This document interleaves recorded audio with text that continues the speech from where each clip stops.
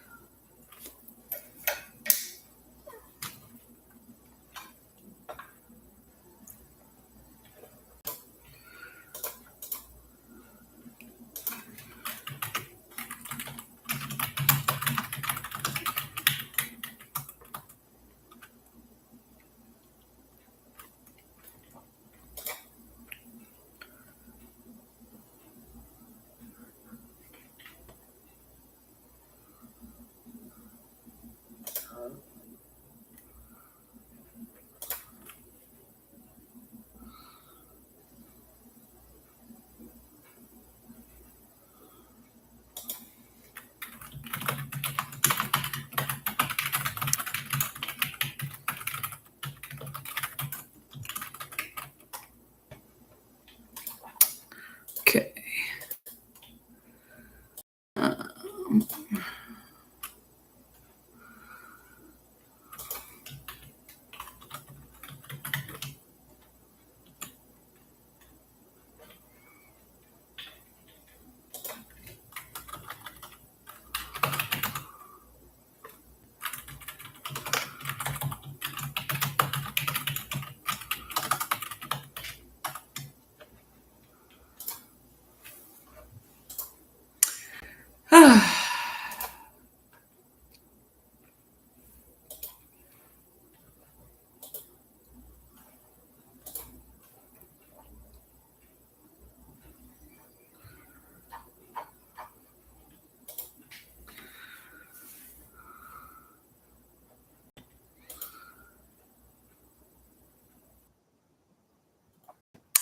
All right.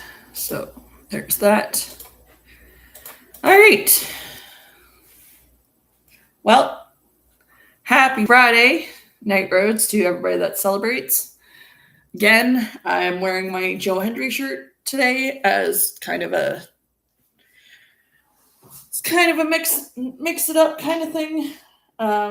Mostly because Joe is kind enough to like and react to a tweet I put up the other day. So got these in the mail yesterday, so I'm wearing my Joe Hendry shirt today for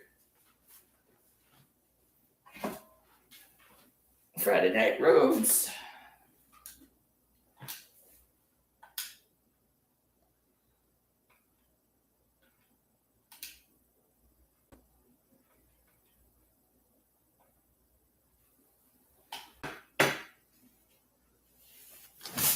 Okay.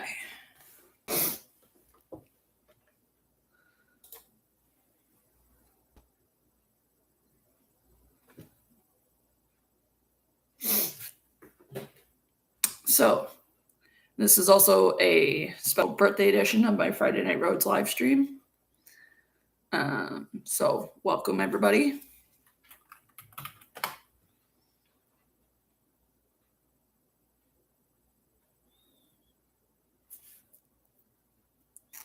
Though I seem to be losing subs all of a sudden, which is interesting.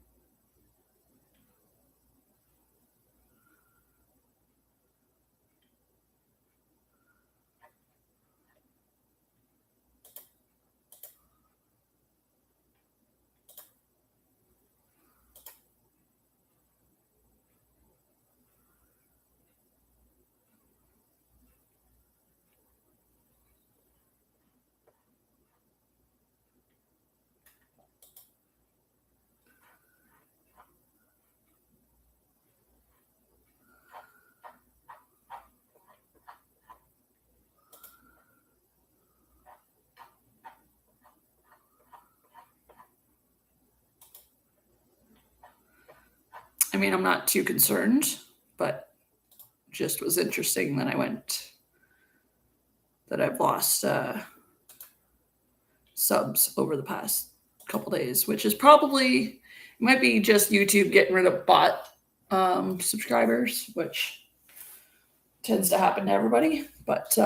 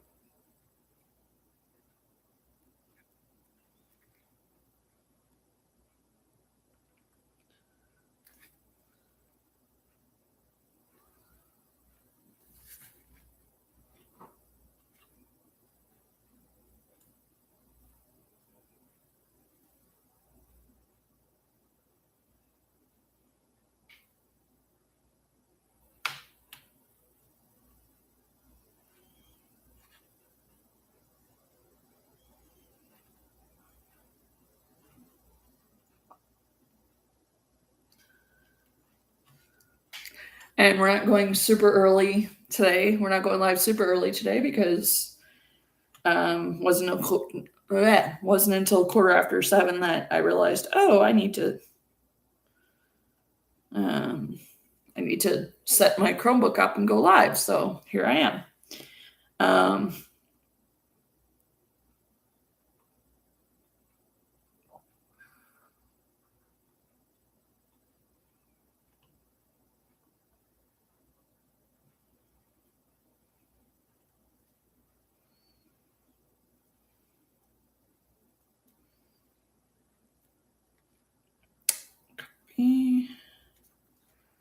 I'm just going to do that.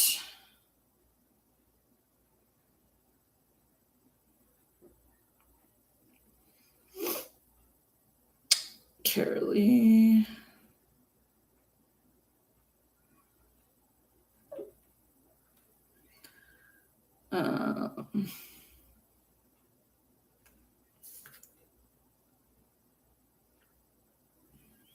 I haven't responded to anybody's text messages all day, so I'm responding now. Apologies.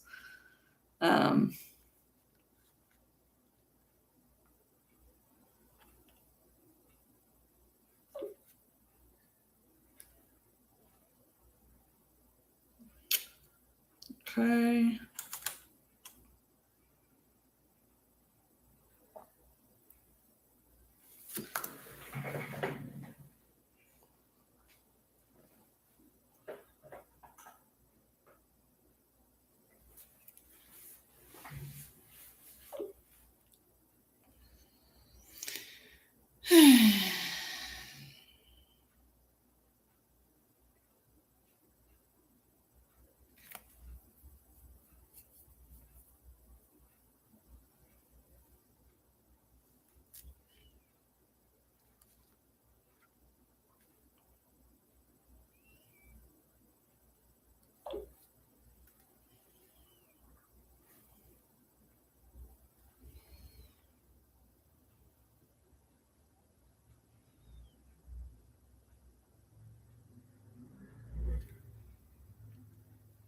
Okay, so yeah, so today I'm not wearing a Cody shirt. Wearing a Cody hat, of course, because not many other hats I have that aren't Cody. But I'm wearing my Joe Hendry shirt because Joe Hendry was kind enough to like and react and respond to a tweet I put out the other day about the shipment of merch, including the shirt and hat that was on its way, and he wished me a great birthday. So I'm wearing my Joe Hendry shirt in honor of that.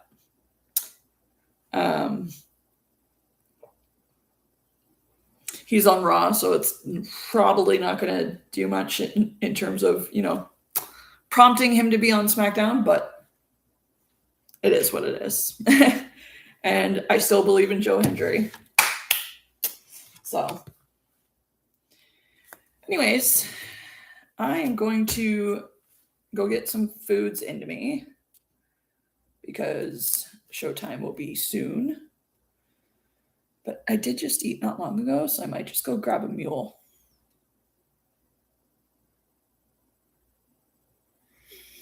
Especially this week. He was kind enough to like and respond to a tweet I put out earlier this week. So about this very merch. So I'm wearing it today on a usual Friday Night Rhodes, which I would usually be wearing a Cody shirt, but wearing it for Joe. But I still got the Cody hat and, you know, everything else Cody. So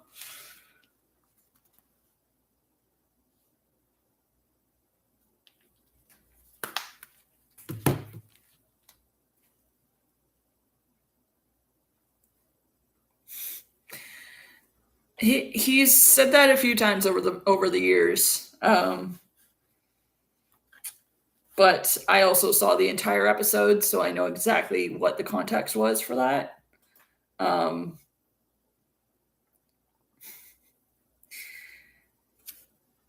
Yeah.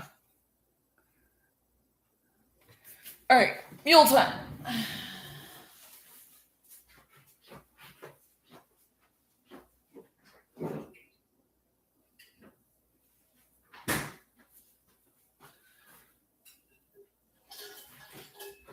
And let's make sure I got some water on me today. No, I love his neck tat. It's actually weird looking at old footage of him without the neck tats. It's so weird.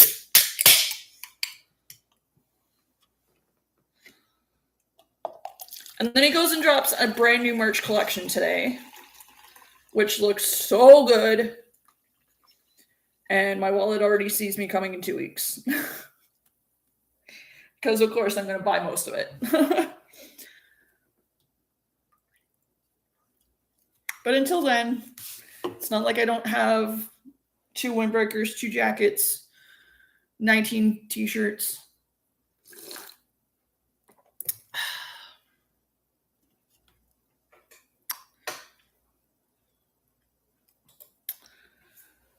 Oh, I gotta grab the TV remote.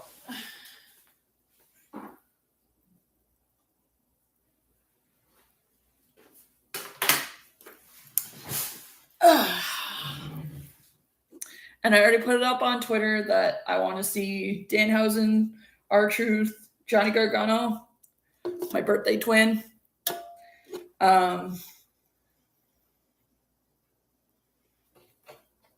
Yeah, and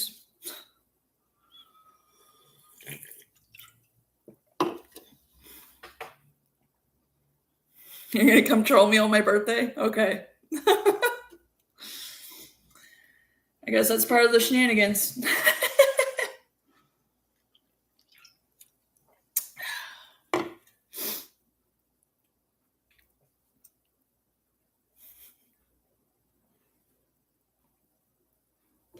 Well, I'm not too worried. But you know what else is fake and sometimes boring? Movies. But people still go watch them.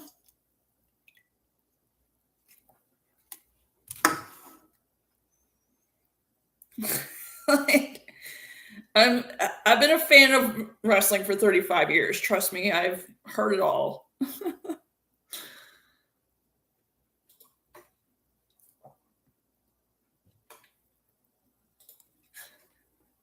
Hey, golf is actually a really cool sport. Curling is too, though I don't understand how that's a sport, but still.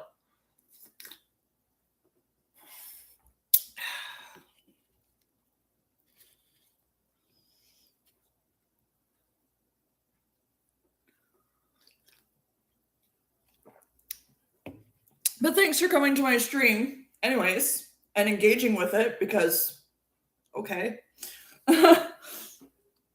Just to tell me something I already know. Okay. Thanks for the breaking news.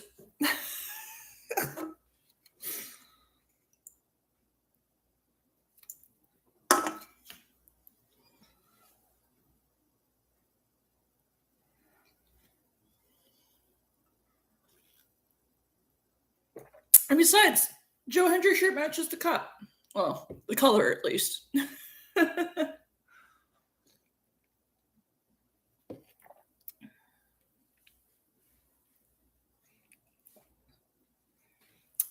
I've been a fan of wrestling for 35 years. Like, it doesn't takes a lot more than that to get me upset. Like, movies are fake. Let's be honest. Like, but I still enjoy the hell out of movies too. So it is what it is. The athleticism in movies is just as awesome as the athleticism in wrestling. So, like what you like, just don't be a dick. Sumo wrestling, that's just fun. It's not my cup of tea, but apparently it's a fun thing to watch.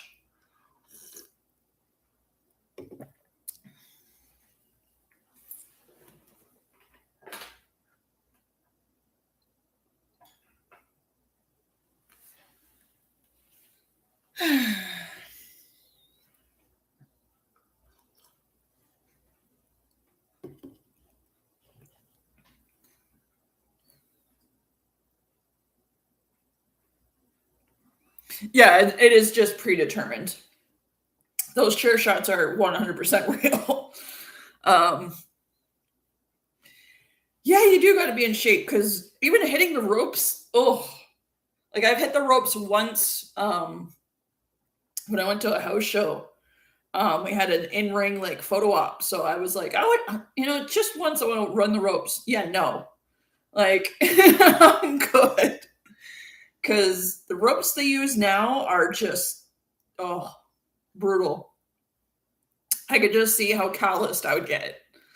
No, my favorite era, I don't really have a favorite era. Like, I have an era that I specifically remember because it was like what I remember like distinctly, because I remember like early 90s, mid 90s, and then Attitude Era was in my teen years.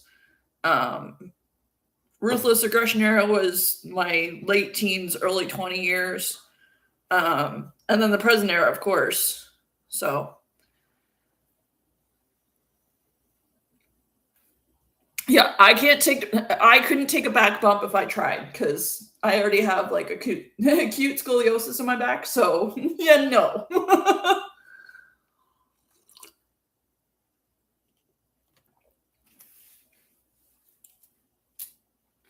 Nothing but respect for the people that do it because, good Lord.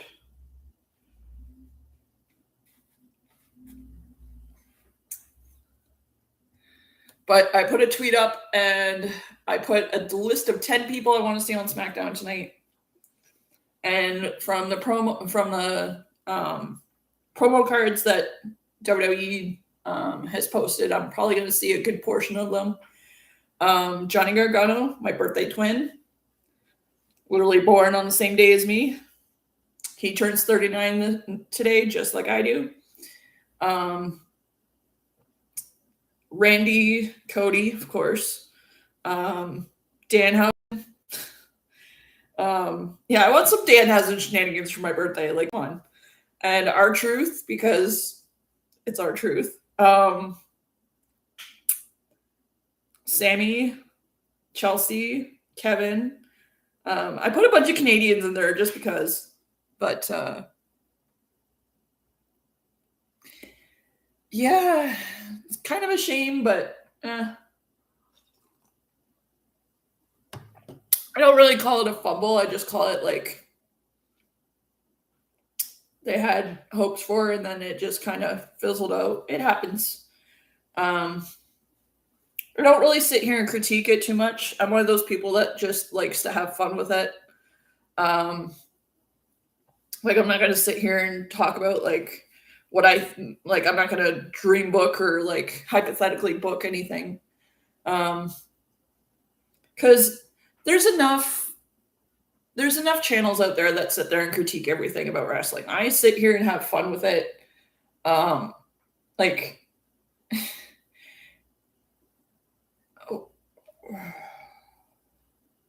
like suspension of disbelief is what I like to suspension of disbelief is what I like to look at as. Like, I get joy out of it, so. Oh, thanks, Lemon. Thanks, Lemon Sour.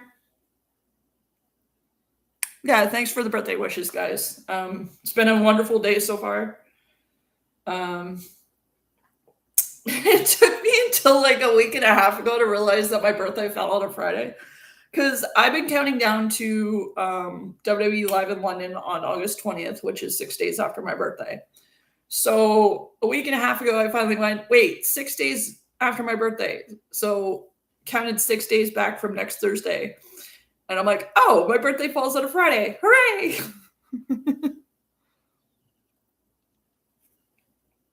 Yeah, I don't tend to do that. I just tend to get joy out of it. Like, you can go back and watch my other live streams where like my WrestleMania. Did I watch along? I think WrestleMania was the first watch along I did.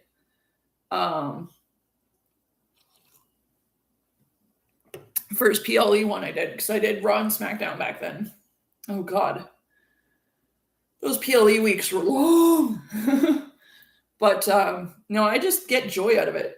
It makes me happy. So it's my happy place.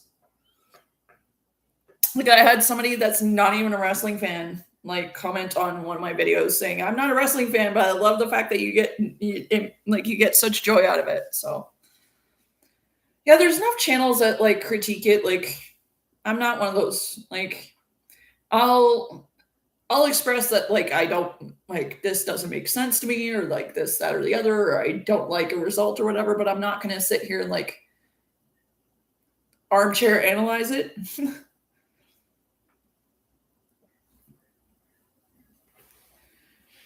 Oh, 6 days until I see Cody. I'm so excited. I get to be in person for the whoa. I'm so excited.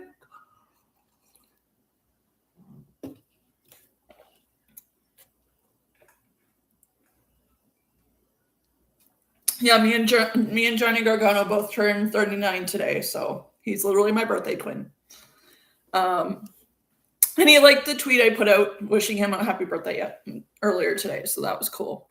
I almost said yesterday. I'm like, we're still on Friday, Nelly. But at least my Cody Loungefly has some good company now, because I have this one, which is my Cody one, because of course I have Cody Loungefly. And then earlier this week when I was in Kitchener-Waterloo, one of my friends got me this, which makes me happy because I've been looking for a Loungefly bag for like a decade now that matches my wallet. So now I have now people know I'm a nerd. B, they know I'm a 90s kid, and C, I now have a second Loungefly. So my Cody Loungefly will be my like main driver, but Comic-Con and stuff, that's when I'll break out my pink Power Ranger one.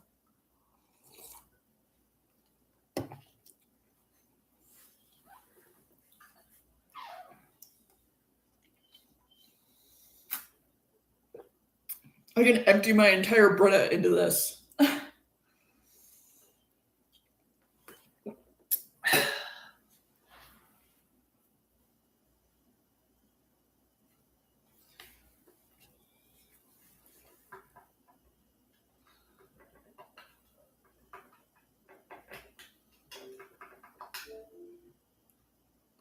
I swear to God, Xbox, if in the middle of SmackDown you go and update, I'm going to be pissed.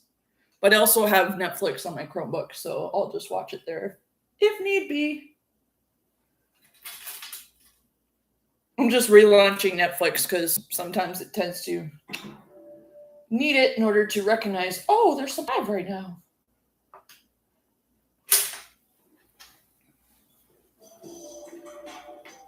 Yeah, 14 minutes and 18 seconds.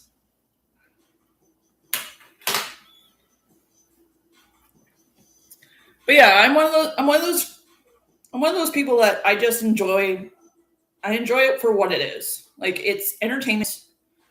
It's obviously like predetermined, but I'm also one of those that I appreciate the storytelling. I appreciate whether it's good or bad. Um, Appreciate the athleticism. Appreciate the pageantry of it. Like, the pyro is just. There was a long time when WWE didn't have pyro. Like, I went to SummerSlam 2019 in Toronto, and they hadn't had pyro for like quite a while before then. I think SummerSlam 2019 was the first time they actually had pyro in like forever. So, but yeah, you guys will see what I mean. Like, I get boy out of it. I have my favorites. I have ones that are not my favorites. Like, I just saw that they updated the card for the house show I'm going to next Thursday, and but I get to do the VIP meet and greet next week, so that's going to be fun. And then I already have the Cody shirt for next week, because they're in Toronto next Friday. Yay, Canada. Just up the I say just up the road. No, it's not just up the road. It's like a 3-hour drive from me. But they're in Toronto next Friday. The day after, they're in London, Ontario, which is the show I'm going to next Thursday. I'm super excited for it too. But I already have my Cody shirt picked out because I have the Toronto Nightmare shirt. So, and it's got the Canadian flag as a backdrop. So I'm going to be wearing that one next week. So, spoiler alert.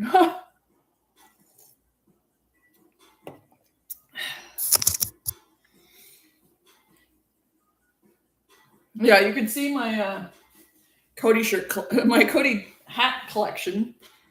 2 of these, because Landmark Global screwed up the order. So WWE Shop reshipped it. And now I have 2 of these. 2 of these. 2 of the wrist. Yeah, I got Cody Rhodes wrist tape. It was random, and I was like, you know what? I just happened to see it on the site, and I was like, you know what? I'm going to get the wrist tape. So I have 2 of the wrist tapes. And I have 2 of the Kingdom jackets.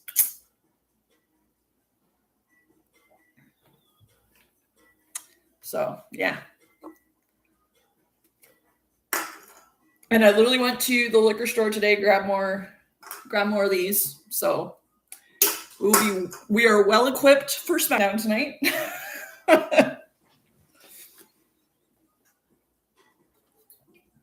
Oh, and I have 2 of these.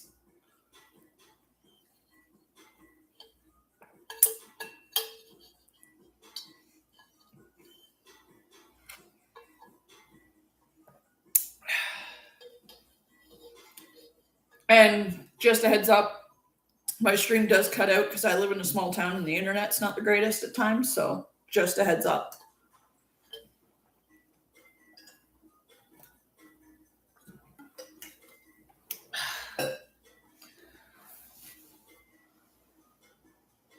But I did toss a tweet out today that hopefully we get some more lanyards because I could use a Cody lanyard.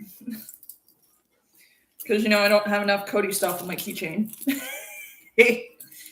Like the Clippy from Walmart. 3D print keychain that my friend made me. And then the key ring that I got off of Euroshop. So. And then I had the this with my second call sign on it, but it broke off. So my second call sign was CYK, which is Cody themed. Which is why I love the coat, because I didn't realize that the coat says "Claim Your Kingdom" on it. I thought it just said "Kingdom" on the back, but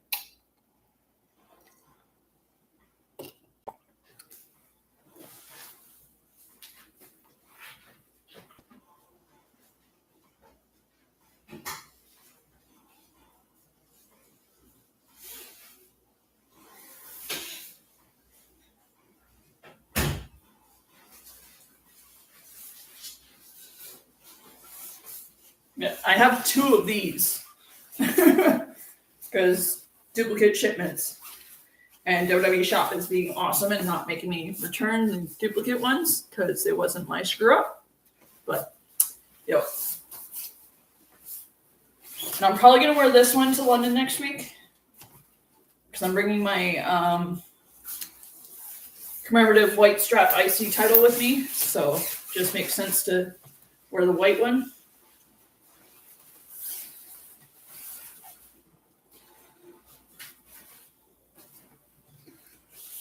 Yeah, I have 2 of these jackets, so fun times.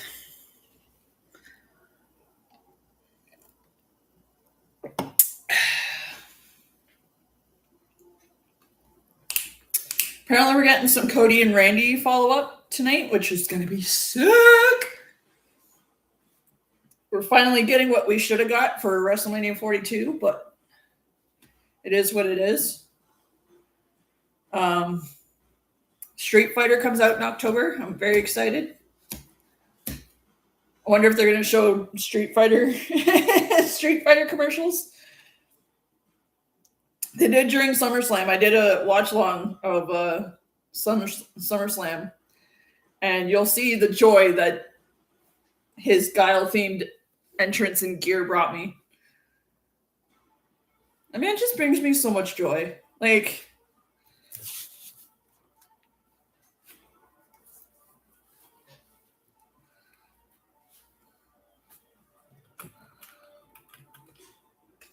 yeah, thanks for the birthday wishes, guys.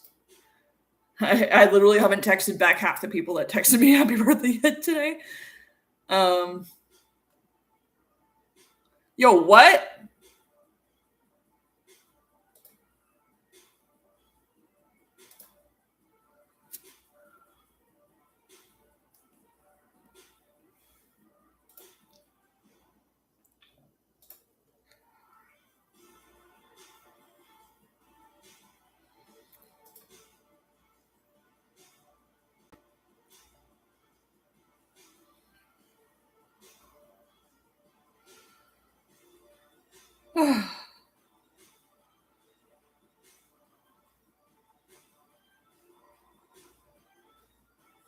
Yeah, that is close. Good Lord. Well, I would love to, but there we go. Yeah, I'm one of those streams that you'll see that like I just get joy out of it, and I don't show the screen. So if you're here to see that, sorry to let you down, but I don't.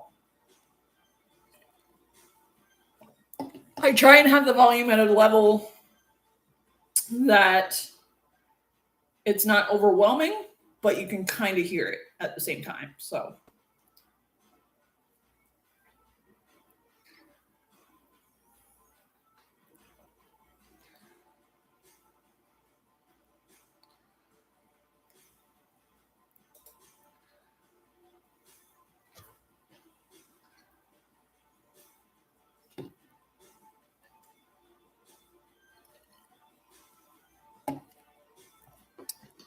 I love this thing that my friend made me. Fellow Ham made this for me. Because you know how you have like name tags with like pins? Well, this has magnets, so I could probably do it this way. Because it's got a magnet back. So it's like a pin, but it's magnets instead of a pin. I love it because it's got both my call signs on it, including my new one. My new Cody themed one, which, of course, gee, I wonder why I went with CYK.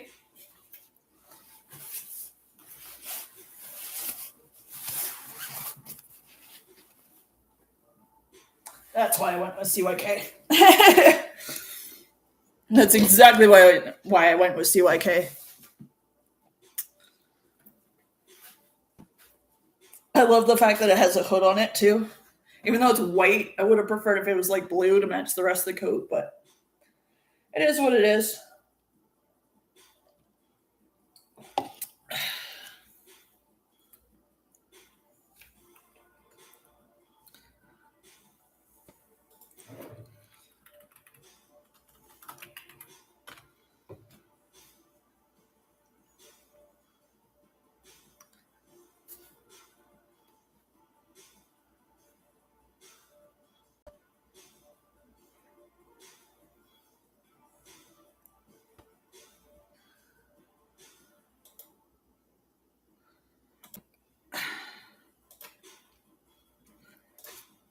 check my call sign email so that my phone doesn't go off.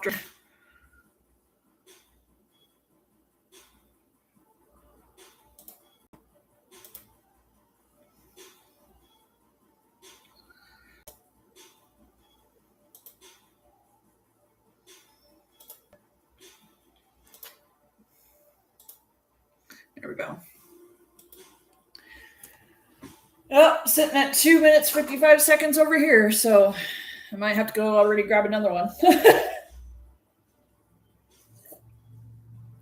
It's my birthday. I'm allowed. And I already did my Tomodachi Island check. That game is so cute. I love that game so much. And of course, I got like a wrestling themed island on it. My island is literally called Kingdom. So I've got Cody, Sammy, Kevin, Alexa, Rhea, me, my friend Roy, my friend Lee and his wife. And oh yeah, Brandy's on there too. So, but it's so cute. It's such a cute game. Like, and I don't have a Switch 2. I have a Animal Crossing Switch, which is first gen, I think. Because they came out with like the Switch OLED. I have the original Switch. And I'm glad that Tamagotchi Light Living the Dream came out for not just Switch 2, because that would have pissed me off, because I don't want to buy a Switch 2. I like my Switch. It's bad enough I'm going to have to buy an Xbox soon, like another Xbox, because I have an Xbox One S, which is like almost 10 years old, if not entirely 10 years old. So eventually I'll have to buy a new one if I want to have any of the new games that come out.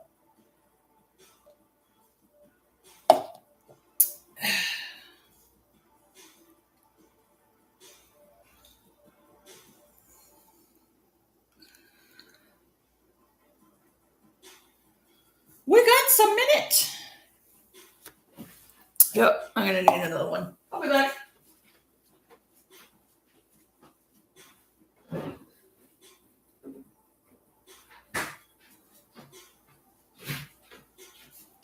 Let's see if I can get 2023 Fastlane press conference Cody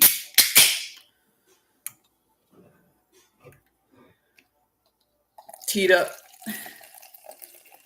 Because I'm drinking exactly what he drinks on his podcast. So,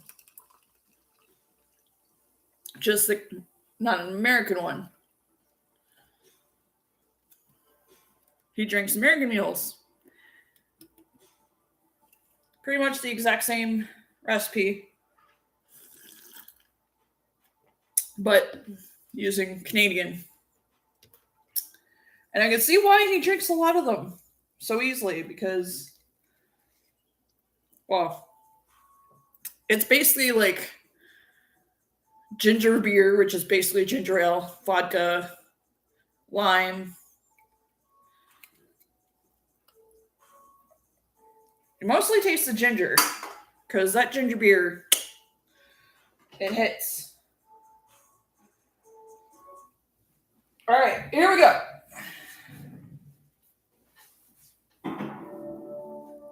Man, that freaking wall clock is huge. I got a Cody wall clock off of Euroshop. It's humongous.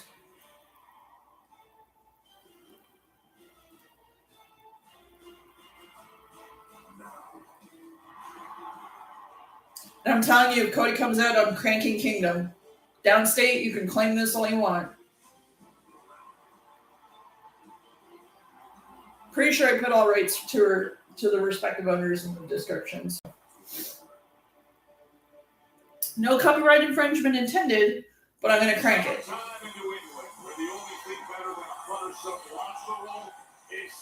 Oh, they're in Boston. Oh my God, if I get a John Cena appearance on birthday, I'm going to lose my mind. He's retired, but he's from Boston. Well, West Newbury, but basically Boston.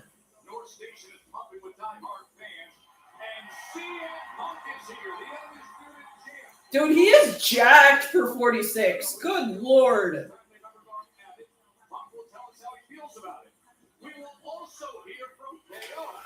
Yay, Kevin!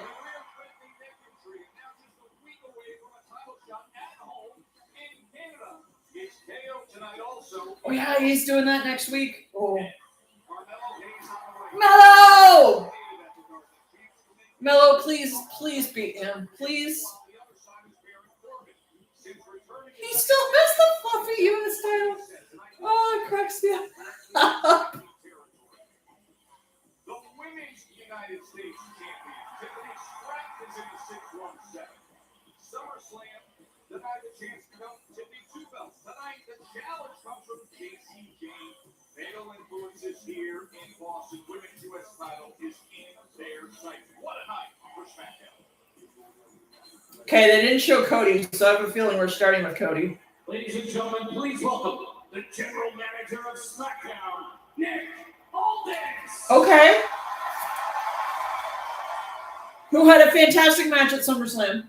Ladies and gentlemen, as many of you know, Chelsea Green suffered a broken orbital bone last Oh, week. you're not doing this. Not to our Chelsea. And after discussing with medical, I reached a decision regarding her injury. So, without further ado, please welcome the WWE Women's Champion, Chelsea. She forfeit. Oh.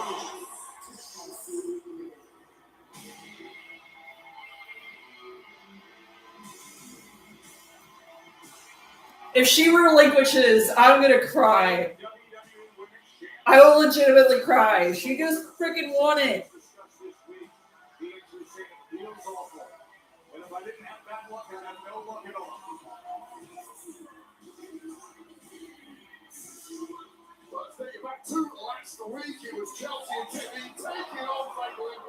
What is it with WWE and eye injuries? Jesus.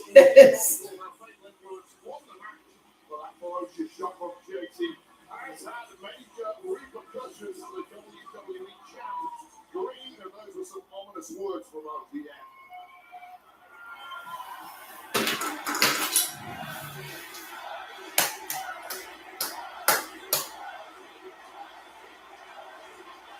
Look, there's no easy way to say this.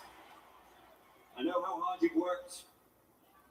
I know how much this means to you, and I know how much that moment at SummerSlam means to you. But Chelsea, I talked to medical, and I cannot, in good conscience, let you compete with a broken eye socket.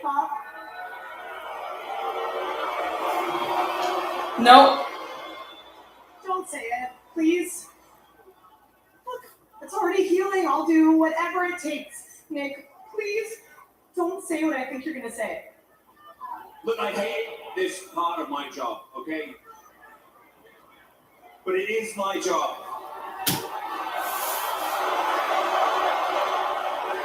Chelsea, I'm so sorry. I need you to relinquish the WWE Women's. Dude!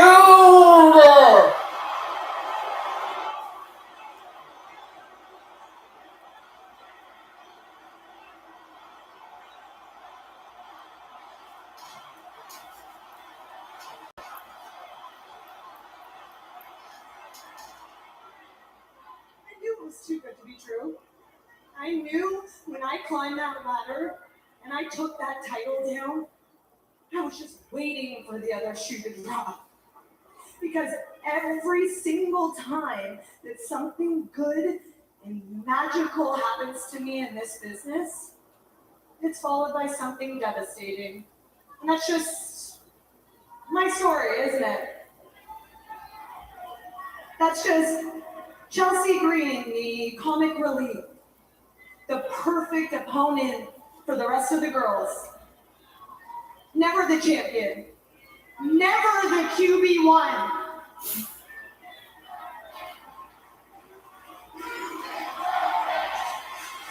If Rhea can be injured for 30 days and not have to freaking relinquish it then, Chelsea should have the same. You know how much I've sacrificed to be here. I have missed the weddings. I've missed the funerals. I have broken bones. I have left all my blood, sweat, and tears in this ring. I put my face through birthday cakes and pies. I've thrown my body in dumpsters. I've had the entire world laugh in my face, Nick. But every night when I got into bed, I told myself it was all worth it. Because this moment would come. And now here we are. I made it!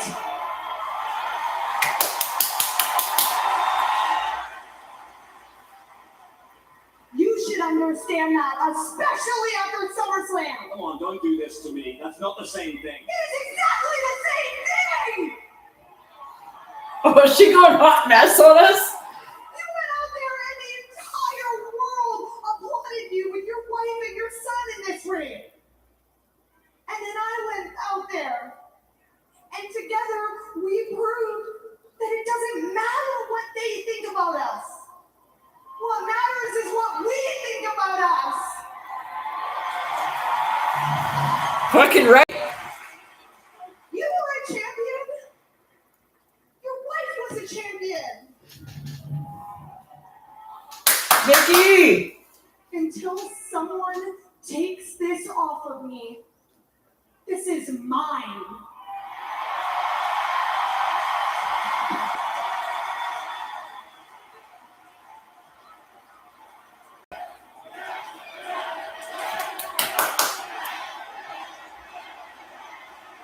I thought you, of all people, would understand that.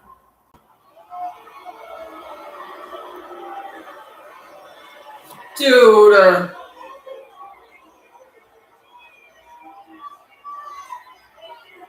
Chelsea, wait!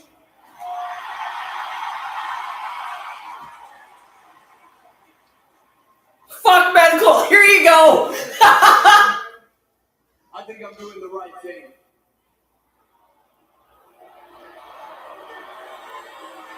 As Nick Rhodes the man, I don't give a damn what medical says.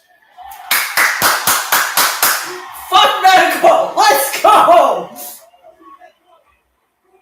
I'm gonna give you 30 days. Yeah. To get a face mask, do whatever you have to do to defend this championship. But as far as I'm concerned, until someone takes this from you, this is yours.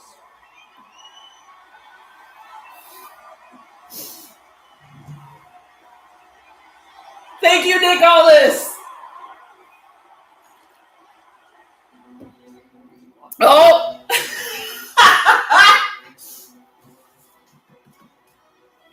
Gunther's gonna have something to say about that.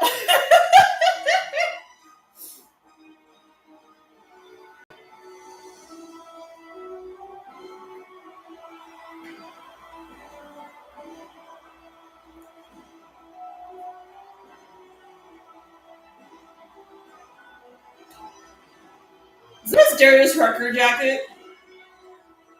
I have a feeling it's his Darius Rucker collection jacket. And none of that sob story nobody wants to hear it. Let's put our attention to actual important things in this company.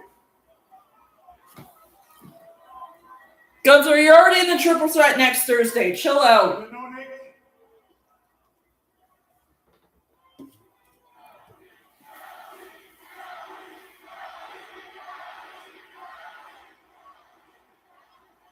I know Hunter's got you on the short leash, so it's settled this professionally.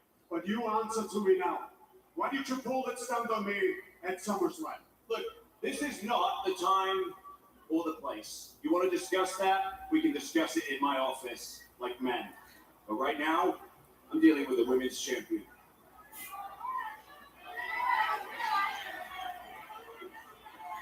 You know what, Chelsea? Let's be honest with each other here, okay? We're talking about SummerSlam. What did you do at SummerSlam? You climbed up a ladder, grabbed the thing. A week later, you bump into a door frame, and now you're out of here crying about it. Smack him! You know what I did at SummerSlam? I pulled double duty. I wrestled. I competed both nights. And the one night, I made a man tap out right in front of his family. Anyway, Nick, I love this. why did you add Kevin to my match? You know what's funny? I didn't add Kevin to your match. I added you to Kevin's match. Yeah, you don't know this, but we've been negotiating Kevin's return at SummerSlam for months. You were the one who I did a favor for. You're welcome, by the way. Sorry you couldn't get the job done. That was a good one. Ah. And you know what, Chelsea? Do me a favor. Just shut up. Smack him! Okay. Go puff your chest at a woman. Go ahead. Have your cute little temper tantrum. Stroke that tiny, fragile little male ego. I mean, it's really all you have after SummerSlam, isn't it? I'm looking around this ring and I only see one champion. Ooh, that's me. I fucking love Chelsea.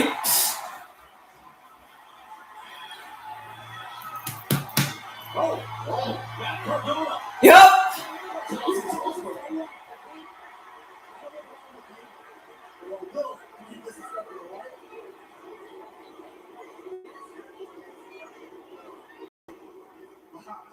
Look at that! All the way from catering to the rescue, huh? Let's be honest.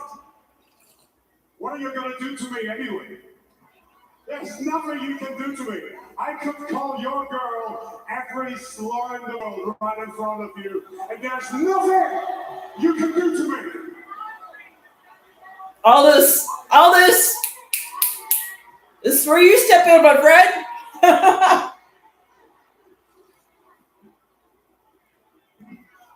Aha! Look at that! Like a dog listens to its owner. Yeah, I don't think you want to piss off Matt Cardona.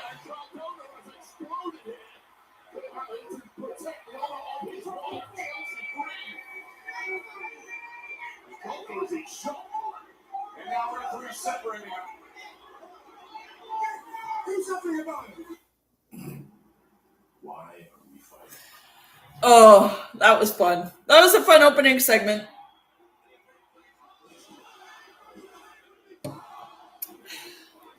Seems tiring. We know there is a finality. The last time will indeed be now. Why is everything? Who's the next big thing? Like Braun Breaker. Braun Breaker has got that dog in him. Braun Breaker needs to break out from the Vision.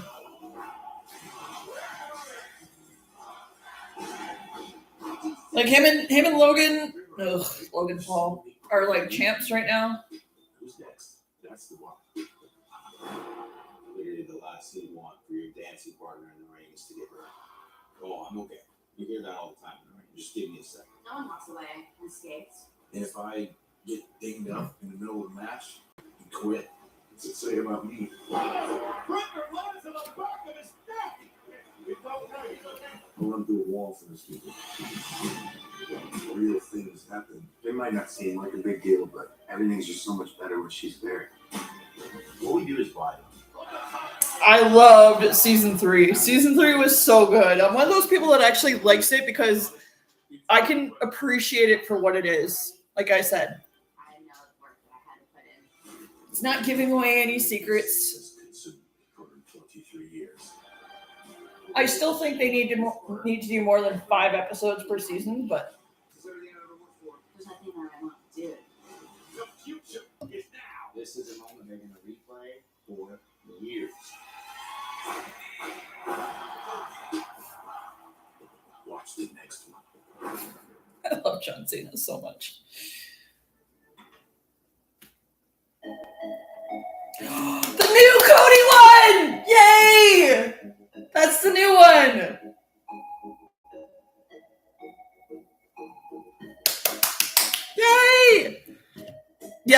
excited at the next ad breaks. Leave me alone.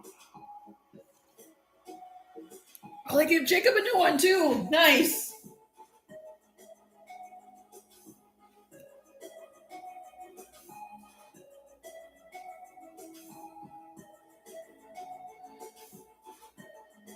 Oh, they gave Milo a new one. Nice.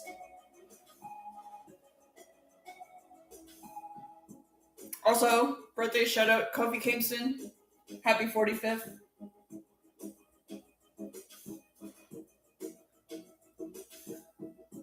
Glad to see they're giving Fatal Influence their own ad break things. Gunther. He's such a sweetheart in real life. That and if you watched if you watched Matt Cardona's episode of Cody's podcast, Gunther's episode of Cody's podcast, Kevin's episode of Cody's podcast, Ricky.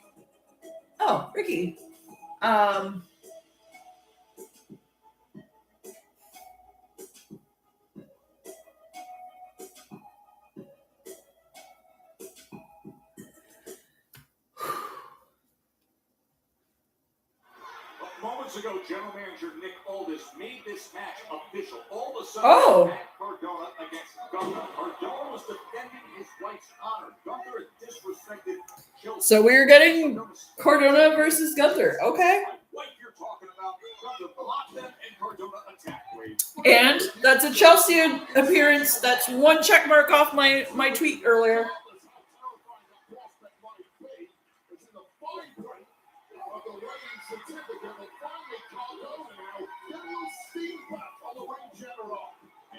Ring General. My hair is so long now. If you look at a picture of me from this time last year, my hair was still here, and now it's down to here, which is crazy.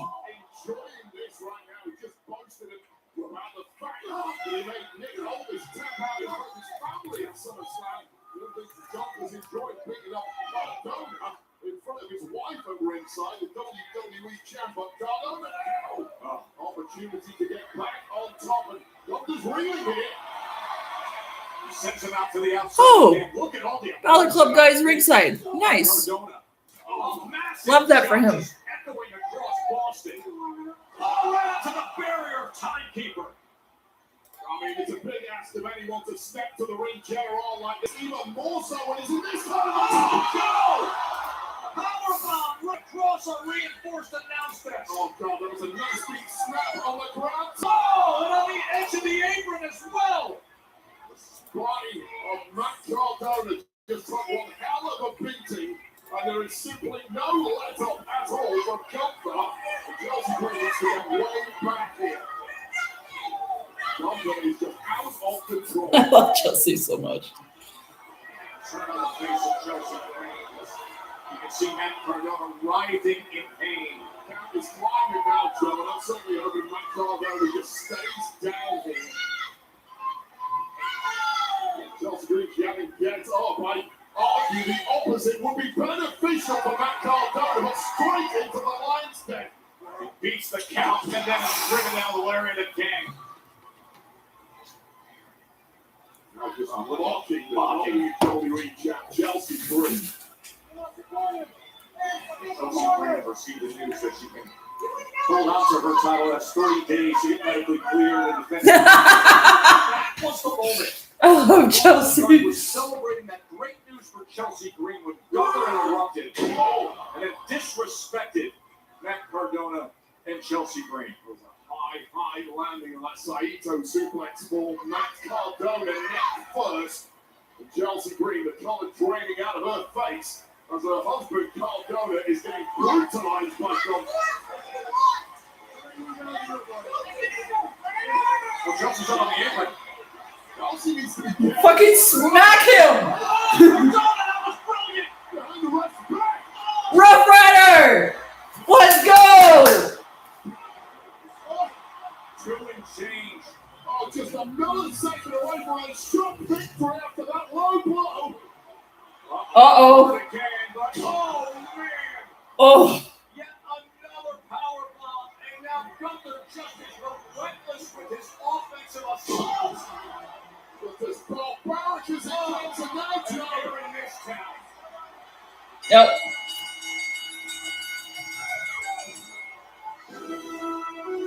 Winner by submission. Was a merciless exhibition from Joker, a man who is not to be trifled with tonight. Sending a loud and clear message to anyone paying attention. Stay out of this match, because if you do not, this is Yeah, my hair is so long compared to this time last year. Good lord.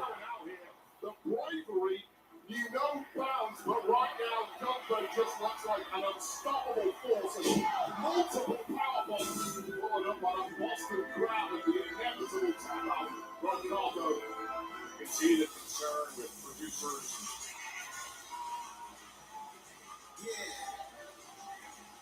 All right. And now the concern on the face of Chelsea Green. Irresistible forces. Oh, Chelsea. Not even a week into your title reign and you're injured? Pathetic. Well, it sounds like you have a ticking clock. And since you want to be a fighting champion, why waste time? I got screwed out of SummerSlam. And you know what I want? I want the WWE Women's Championship.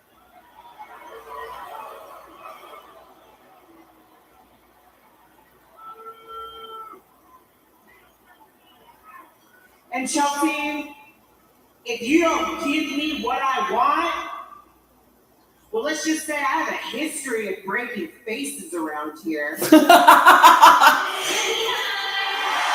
that's perfect timing.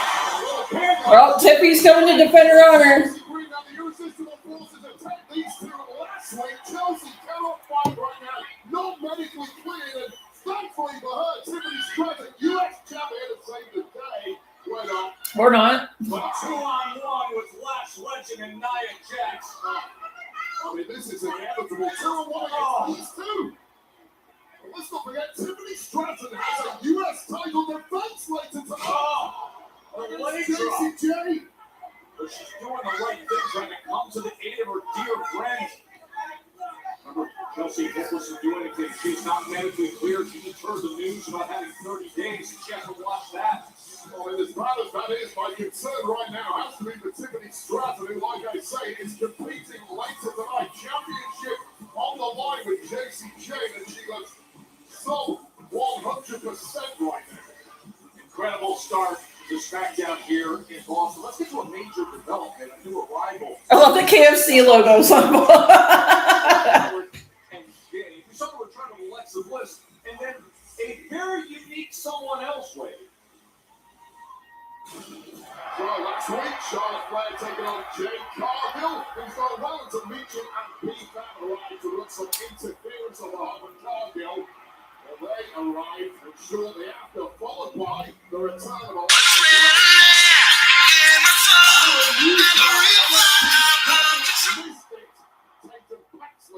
Took out the miscreants, opened a window for Charlotte Flair to drill a Sister Abigail's DDT.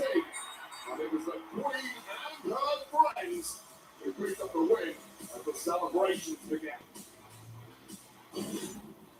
Lister, I missed you. Thanks for kicking Beef Avenue Meecham's butt on Friday. You're welcome, but that was all Tatum. Mhm. But I'm proud of how nice you were to her. I was nice in the moment, one-time moment. Charlotte, Not a multiple, one-time cute thing. what? Look, I like Tatum. And she reminds me a lot of myself, and you love me. I love you. You, keyword. And because you love me, you'll be nice about the surprise she has for us. No surprise. Hello. I have been working on our new locker room all day. I'm so excited to show you. Please come in. Oh. Boy, does this take me back. Don't you just love it, Charlotte? A collage of me. What do you think? That's why I'm in luck room, Lexi. It's crazy.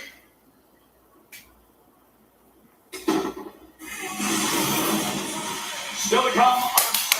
Up next, Cody Randy. Let's go. Cody Rhodes.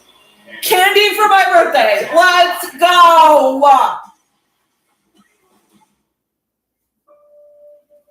Not good enough to beat me. You think this man's gonna beat me? I'll come up here and smack them glasses straight up your face. There's not gonna be a throne round war, I promise you that. I'm gonna quit. I'm gonna slide down on one knee. Prove it. We get Candy next. I'm so happy. We get Cody Randy, aka Candy. Oh, and then we get Punk later with KO. Who's the best cruiserweight on the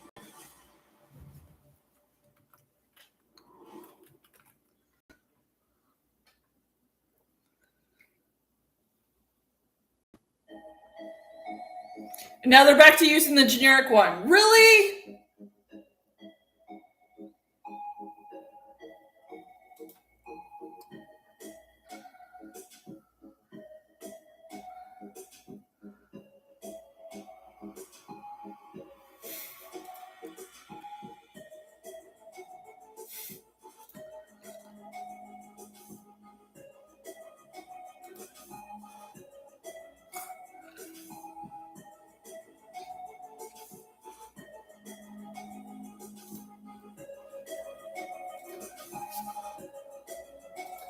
I get Cody and Randy for my birthday. I am okay with this. Yep, I turned 39 today. Thanks, Hassan.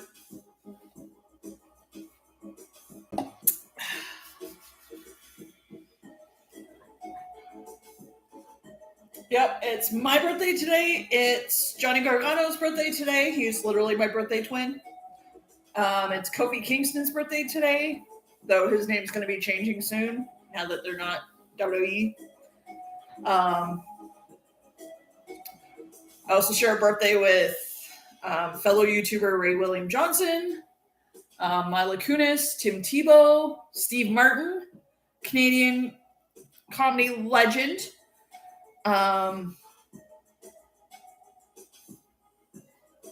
Who else do I share a birthday with? Oh yeah, The Rock's daughter Ava. Happy birthday. Share a birthday with her. My hair is super long. Like, I was looking at pictures of, like, because Facebook memories from last year, my hair was still up to here. The fact that it's grown to what it is to the point where I have to put it up now. Or I can put it up now. But, yeah.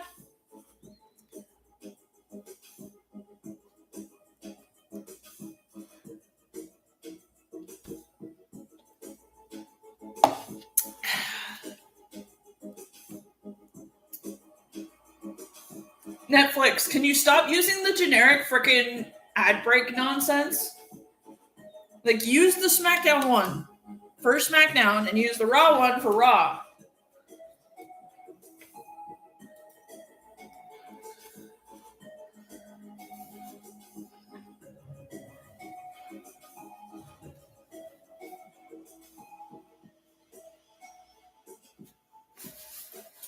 I should really put this up in my closet. I just love that it has an inside pocket. Which means I can put my phone in there. Oh.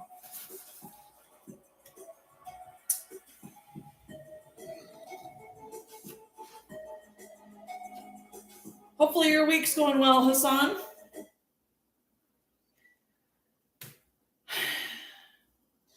Hey, don't miss your chance to print your name on the canvas at Sunday night's main event in Atlanta. Wait, this will be perfect for you.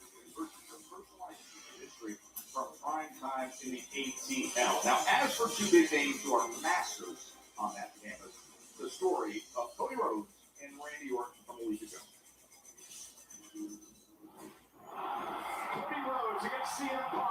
Oh, that Guile entrance at SummerSlam was everything. But now we're getting the proper WrestleMania 42 build. What are you waiting on? Get in this ring right now! Please give me Cody versus Randy on my birthday. Please. That's how we're gonna do it. After everything we've been through, you owe me an explanation. Are you crazy? I don't owe you shit. Back during the road to WrestleMania in March, you asked for the very best version of Randy Orton. You cocky, arrogant son of a bitch. Oh, they censor it now. I realized that the best version of Randy Orton wasn't going to bring home number 15. I'm going to do everything I can to make sure you never, ever, ever, ever are WWE champion again. What about the worst version of me? I don't have to be the damn good guy anymore. You call yourself the Legend Killer. Look all around, Randy. You're the last legend left in the WWE. Who kills you? QB1, that's who. Excuse me, gents. Excuse me. Sorry, guys. He's wearing the new merch! You need to settle this thing before it gets out of hand. Get the match on paper. Let's go. I haven't seen Randy Orton, but let me throw this at you. Sunday night's main event is right around the corner. Oh! Atlanta, Georgia. Let's say I get a hold of Randy and try to make that happen. Honestly, whenever, wherever, it doesn't matter. Doesn't matter. Hi, Sammy! Yay! And I swear, the more things change, the more they stay the same. Am I right? I mean, look, Cody Rhodes won something, and Nick is ready. Oh, he's in his gear! He's in his gear! Randy Orton, oh my goodness, let me find Randy Orton. Oh, precious golden boy, please let me give you what you want. But when I want a rematch for my WWE Championship, Nick, what do I have to do? I have to wrestle a number one contenders match, which turns into a three-way, which turns into a four-way, which, by the way, I have to wrestle. Cody's in his gear! Cody's in his gear! If Cody wants a WWE Championship opportunity, apparently all he's got to do is just say when, right? Here's something that has changed.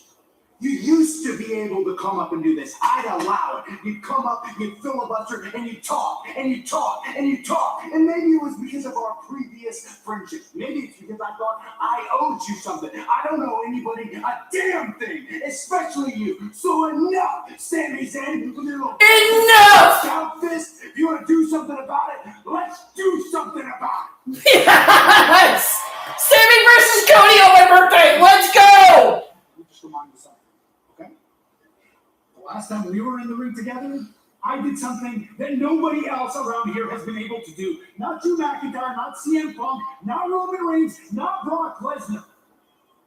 I pinned you in the middle of the ring, clean as a whistle, no funny business, no shenanigans. Randy's gonna interfere though. There's gonna be shenanigans. By the way, I did it for the WWE Championship. You think you could do it again? Right? Yeah. No, he's saying just say when, I'll tell you when. Tonight! Yes! Tonight? Of course. Yeah, no, of course he challenges me on the night when he knows I can't go. Cut or what? I fucking love Nicholas! There was something in it for you. I mean, that's how you operate, isn't it? What if I were to tell you that if you beat Cody tonight, you get the winner of Punk and KO? Nick, I'm hurt. Yeah, I'm hurt. You were hurt in SummerSlam, but you made that choice, didn't you? I'm giving you the opportunity to make that choice again. You just let me know. Nick, that's...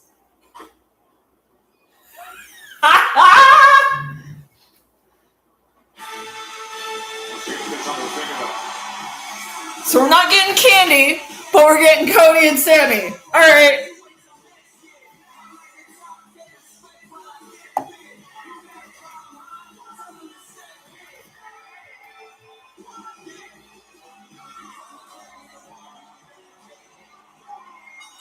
The following contest is scheduled for one fall and is for the United States Championship. It's the challenger from Boston, Massachusetts.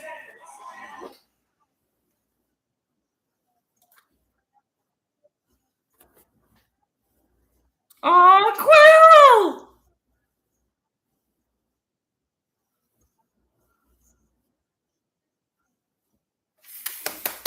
Oh, it's so precious. Oh, it's so precious.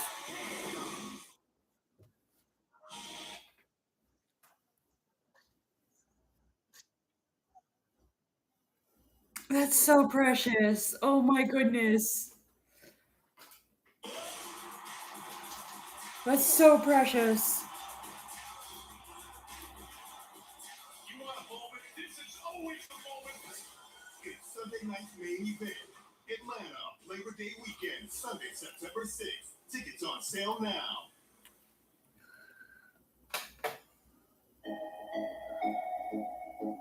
And back to the generic.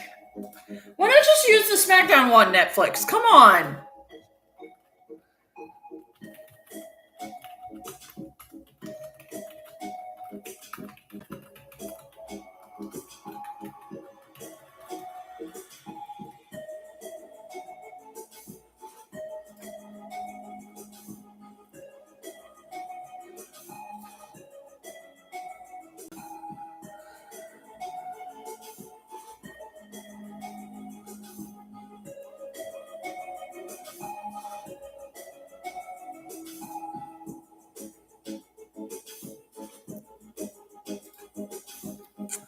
Yep.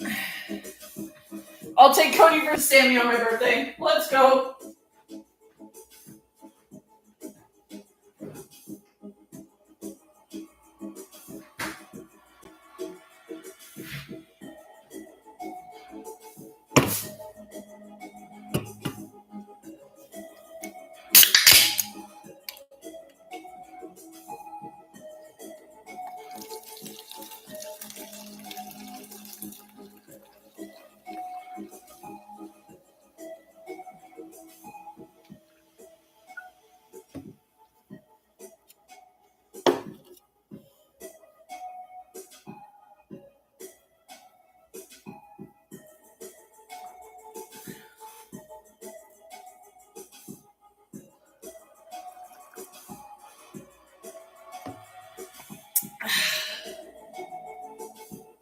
He was in his gear. I was like, he's not in jogging pants. He's in his gear. So if he's not fighting Randy, he's fighting somebody. And then Sammy came up. I was like, oh, we're getting Sammy versus Cody on my birthday? Let's go.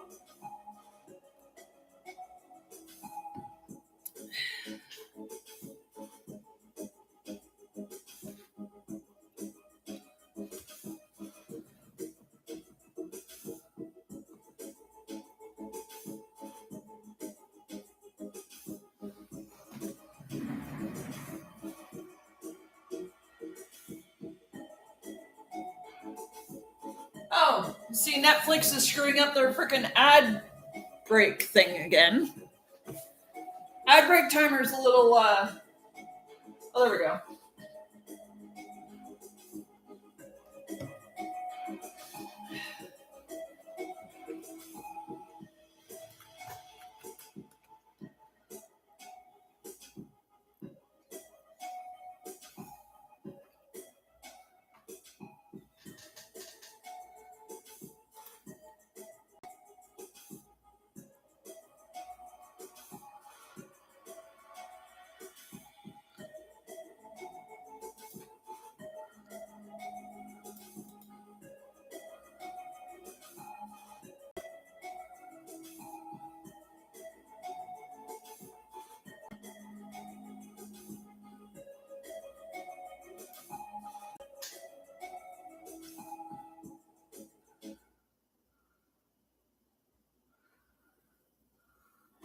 Already been an incredible beginning to Friday Night Smackdown here in Boston, Massachusetts.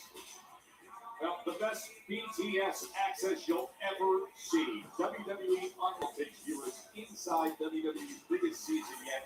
It was heading into WrestleMania 42. WWE Unreal Season 3 streaming now on Netflix. Of course, Triple H is a centerpiece to Unreal. About 6 miles from where we are at the Garden, a modest wrestling school at Malden Square is where a young Paul Levesque first learned the craft from the WWE Hall of Famer Killer Kowalski. Just like this man is a local who learned the craft here, as Carmelo Hayes has a big opportunity in front of him.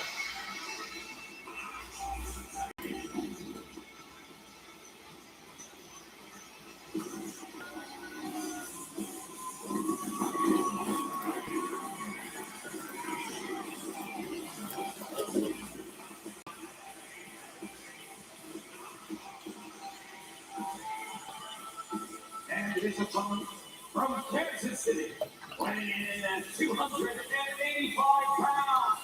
He is the United States Champion, Baron Corbin!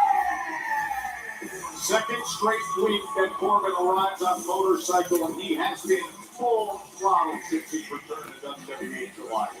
Sparkling set of wheels to go. That sparkling U.S. title. The interesting lead and all. Corbin chose to make his return last month after an 18-month absence from WWE, right in the middle of a Carmelo Hayes U.S. title opportunity against the champ Trick Williams. Now, Corbin attacked both men. The match got thrown out, and then subsequently, Corbin went on to SummerSlam and took said championship on the road. Of course, that's not sat well with Melo ever since. One now is a major opportunity for payback and to take what Melo believes is rightly his, namely the United States title. What a statement by Carmelo Hayes right away, and now we get the belt. United States Championship match. And Hayes is all over Baron Corbin. And look at that raise of frustration and anger inside Carmelo Hayes, but the power of Baron Corbin is so clear here as to be the movement of Carmelo Hayes that gets him victory tonight. Movement and athleticism and speed, he has that package to accomplish the task at hand. Anger is a powerful motivator, but don't overstep your bounds against someone as dangerous as Baron Corbin. But straight hot out of the blocks here, it's Carmelo. Oh, beautiful connection. The springboard right into the cover and dismissed by Corbin immediately. Carmelo Hayes trying to win back his U.S. Championship in front of family and friends. Boston fans trying to root on a hometown hero.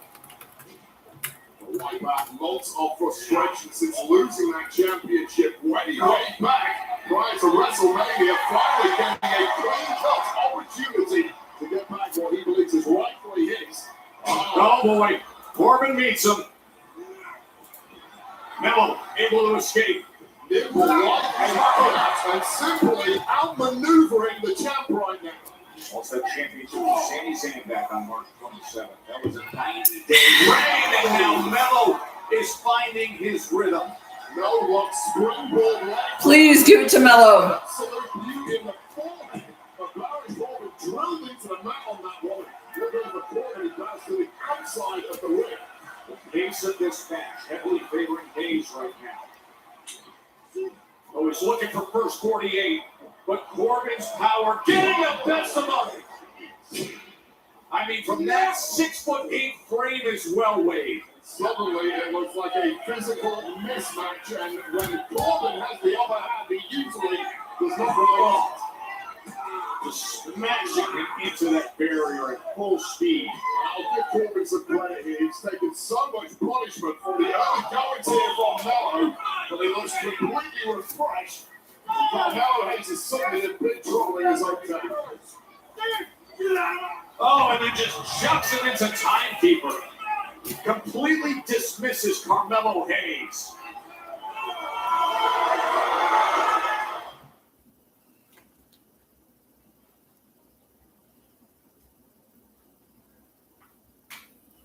So does that mean that Cody versus Sammy is the main event? Because yes, please. Well, that's how it's But I'm gonna call shenanigans because what was done outside of the ring here in the midst of this U.S. Championship match. And now he's not done yet with Mello. I mean, this could have been a count-out victory for Baron Corbin right here because Carmelo Hayes is in a bad way since that crushing landing. That timekeeper's area. Bell will stand up now as Carmelo. As Carmelo courageously tries to fight back. Massive nice edge chop on the outside. Oh, and he gets run right into the edge of the steel steps. Hey, you want the gold? You want to take it from someone like Baron Corbin? This is the kind of punishment you can expect. You know, I'm certainly not going to get in your way, Corbin. He's on fire because he's raged here. And now it's on town.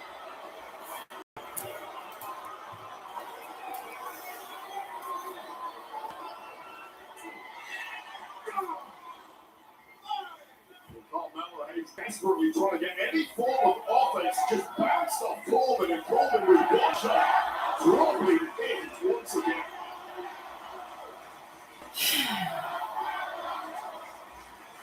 This crowd here in Boston is trying to rally support for a comeback from Carmelo Hayes.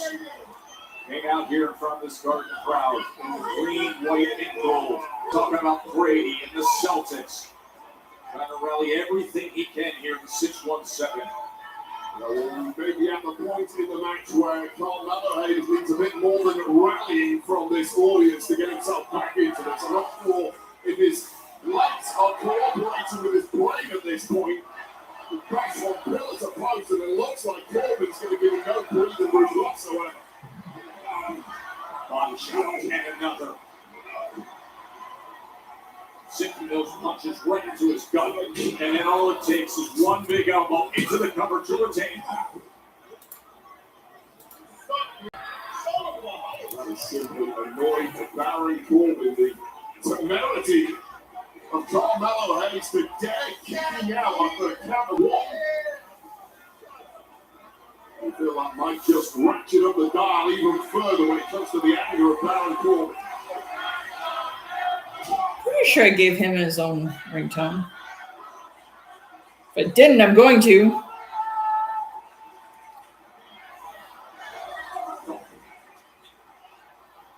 He's pulled the wind out of you and then drives that elbow to the back of his neck. Corbin just enjoying this a little too much. He's enjoying it a lot more if he can put away Carmelo Hayes shortly and leave with that championship.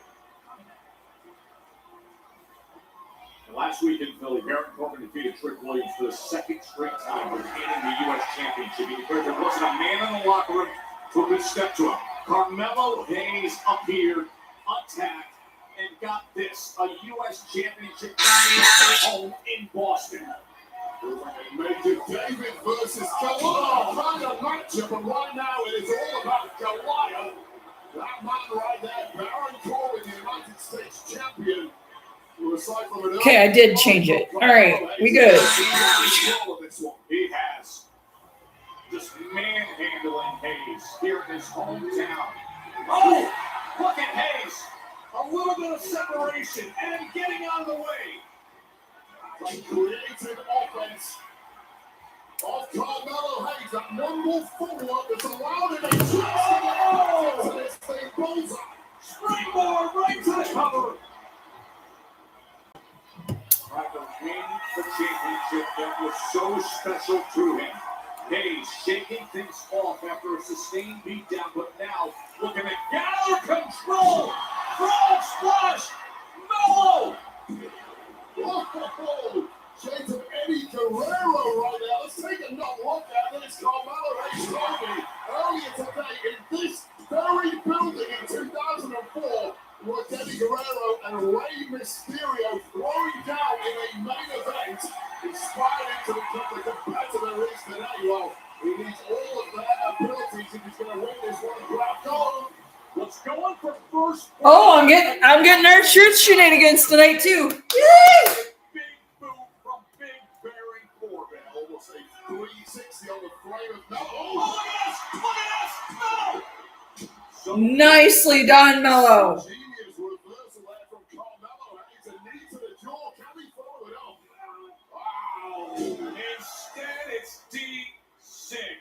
Does that do it? No!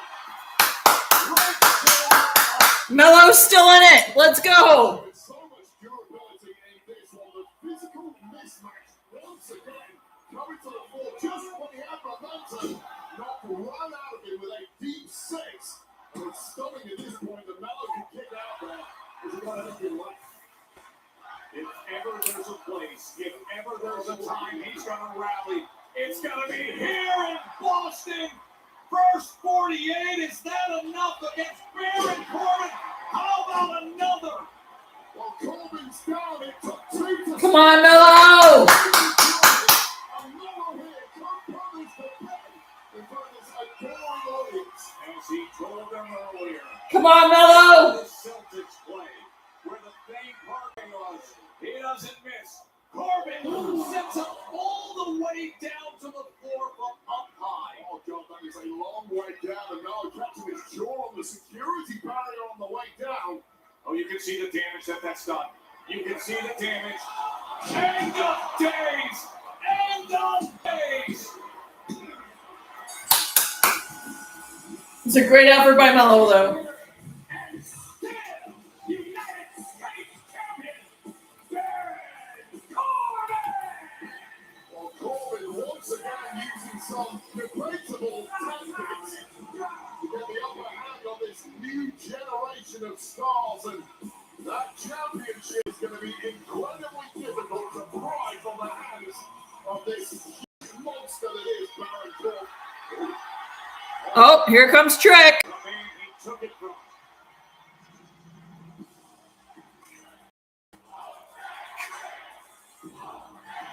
Rick Wilson, Corbin defeated at SummerSlam to take that U.S. championship.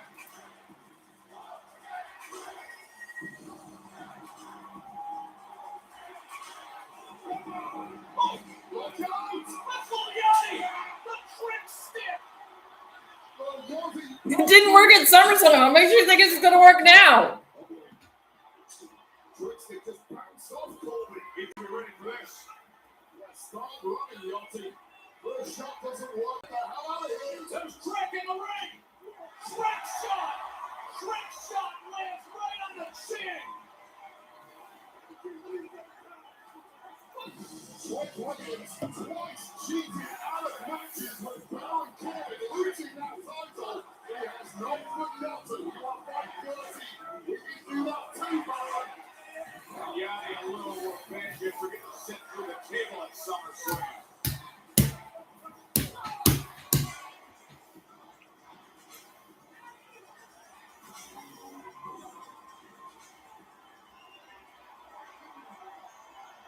Thank you so much for being out there for me. The last thing that I ever wanted was to be injured before your title match. Well, see, I wasn't going to let you be out there by yourself. And besides, I'm fine, everything's fine, and I'm still competing tonight. Okay, wait. Are you sure? Yes. Chelsea says she's fine. We will Oh, we're getting KO and Punk next. Okay. face to face. Crucial. Volatile. Number one contender and the champ. Nothing to hold back. All right.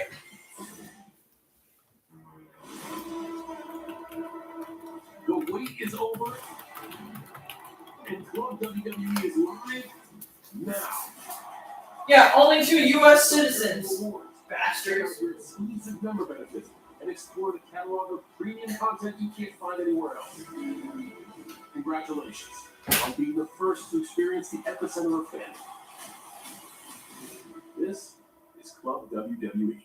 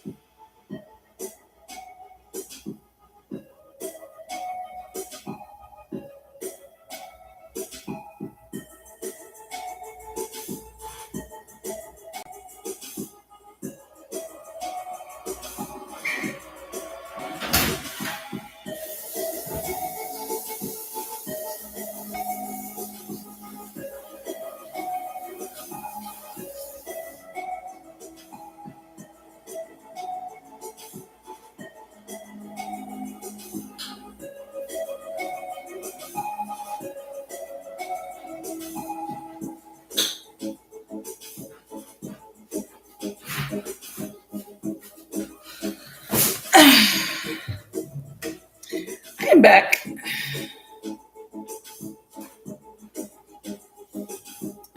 We're getting Punk and KO next, which is fantastic.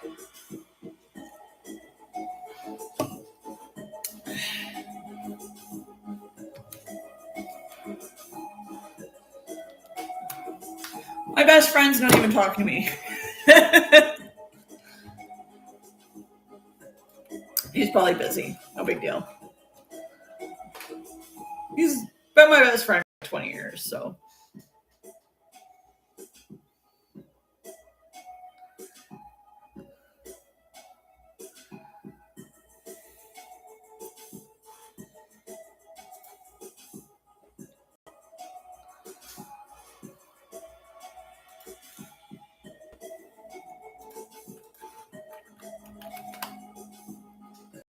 I'm getting most of my checklist that I put up, my wish list that I put up earlier. So thanks, WWE.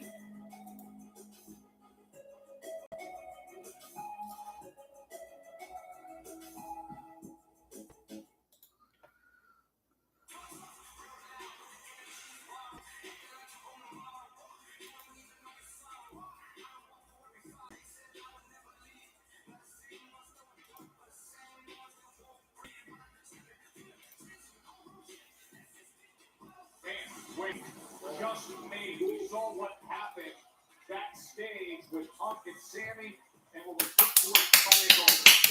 Yay! Cody versus Sammy on my birthday. Yes. He gets the winner of Punk KO and the WWE Championship. That goes with it, of course. Sami Zayn not at 100%. Gonna have to put that to one side. But we got a major matchup later tonight on Smackdown.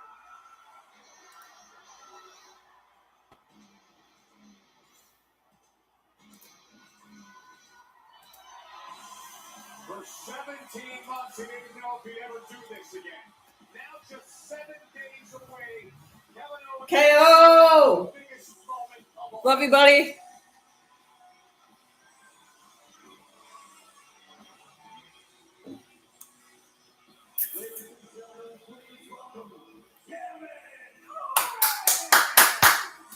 Two more off my wish list for my birthday.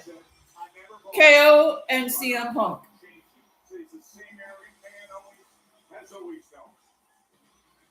Seriously volatile history with that man, CM Punk, the man who holds the WWE Championship. Well, for the first time ever, stunningly, despite the tainted history of these two world champions. Of course, they're doing it in Toronto. Of course. Live on Smackdown in Toronto, they go one-on-one.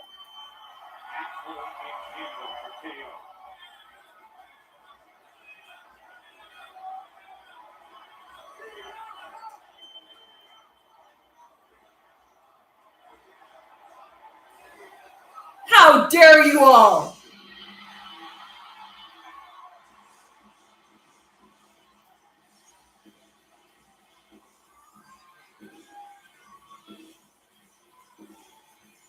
A guy who knows something about winning championships at home. He did that in Chicago, now he'll be in Toronto. Tomato is CM Punk. The man who knows a thing or two about getting under opponent's skin too. Yeah, like last The night after I get to see Cody versus Punk versus Gunther. Punk will open the door for guys like KO. Jesse doing it once again here, not allowing KO to speak. Abruptly busting in and whatever KO was about to say, but that is the CM Punk way.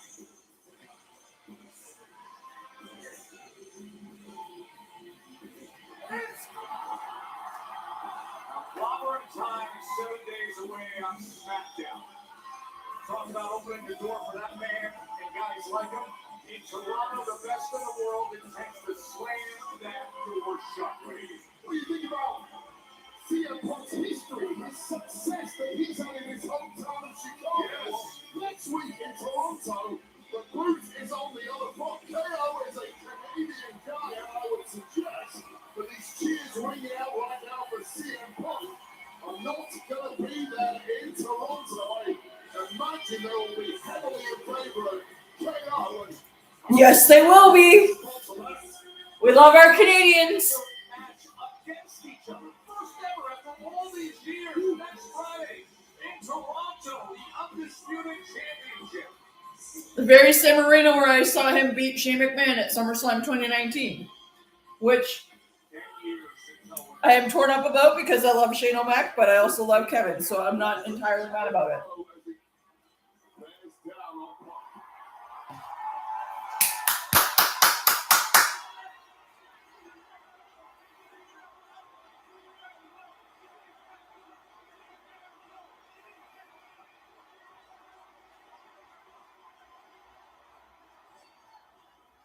Now, you're a lot of things, Kevin Owens. But I don't think you're a coward. I'm pretty sure whatever you were about to say concerns me. So why don't you go ahead, give these people what they want. Say it to my face. The floor is yours. Dude, CM Punk To be alive on a Friday night in Boston. Massachusetts,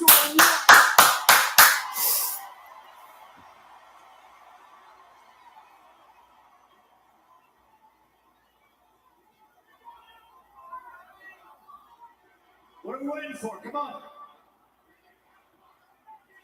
CM Punk is jacked for 46, though. Let's be honest. Saying things to your face. Because last week we were in this ring a foot away from each other, and yet you chose to be all the way down there with your back turned to call me, what was it, a fat slob? Of course, the camera caught it. It's not exactly the language you use, but it's right around there. So wait, you think I won't say that to your face?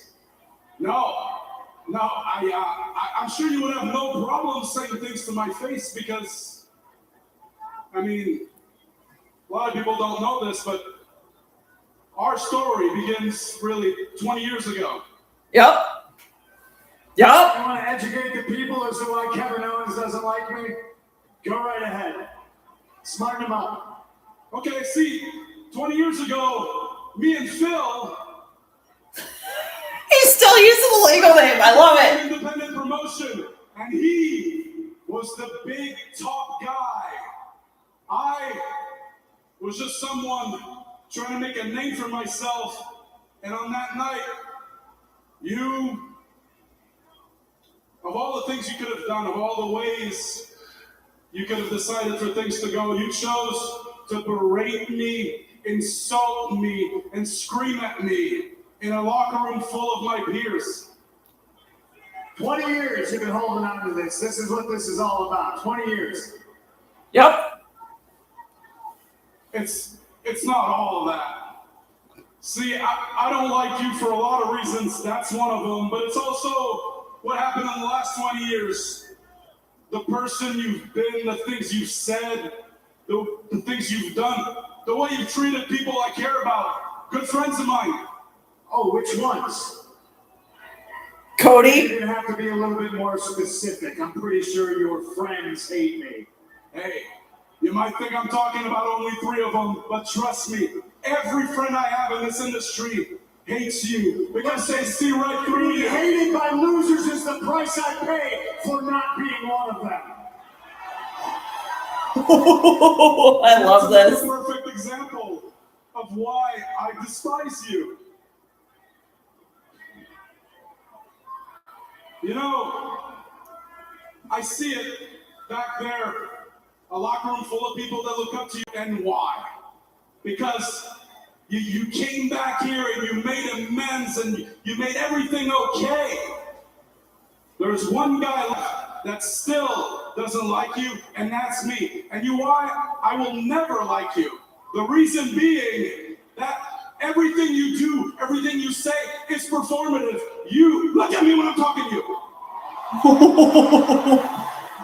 Go off, KO, go off. Are a phony. The only reason you came back here and made everything right was because you had no choice.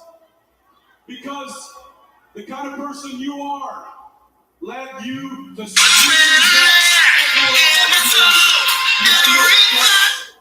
and I don't respect people like you. And while you were gone, regardless of what you think about me, I'm gonna step back, your breath's a little rough. Regardless of what you think about me, I did pretty well for myself. 12 years consistently in this ring before this injury. And what did I do? I main evented everywhere. I won titles. I became Universal Champion. What else did I do? Oh, here's the big one. Something you'll never get to do. I main evented WrestleMania against Stone Cold Steve Austin.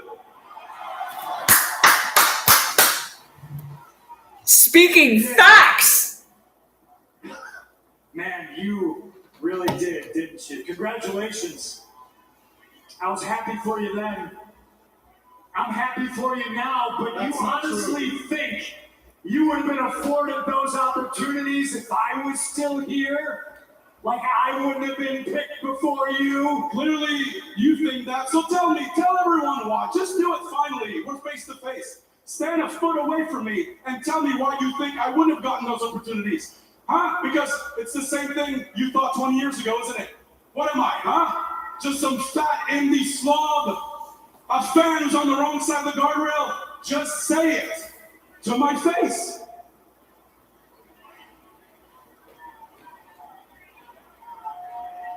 Is that what I think of you, or is that what you think of yourself?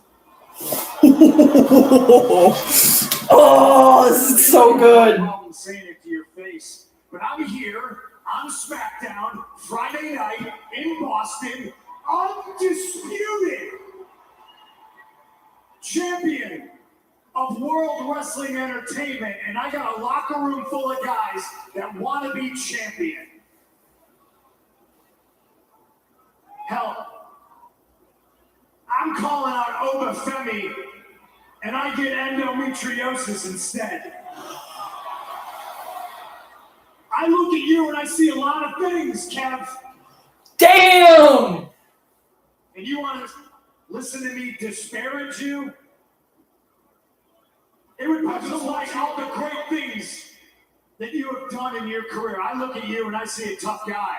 I do. I legitimately do. I would be foolish to look past that and to take you lightly next week in Toronto. I look at you and I see a guy that speaks 2 languages. There is my best friend. But then I also see a guy that avoids the work, who doesn't try to be at least 1% better every single day. And to me, man, that makes you stupid. I see wasted potential. I see a tough guy, but he's a bum.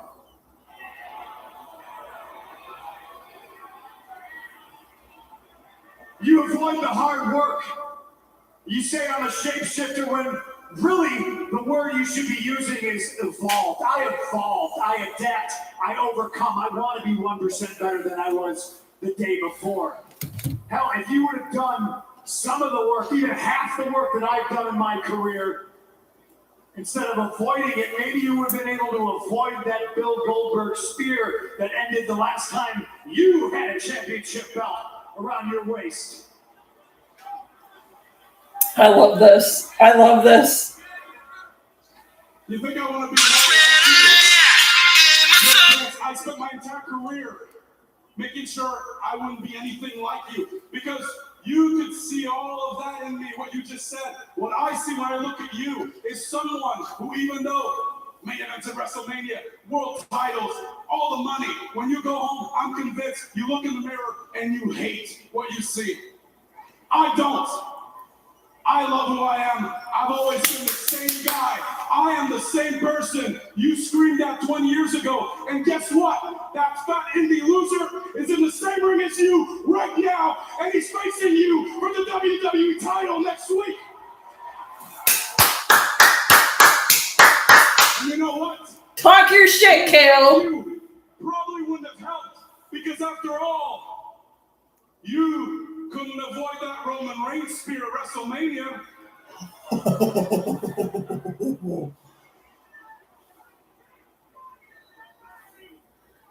Damn!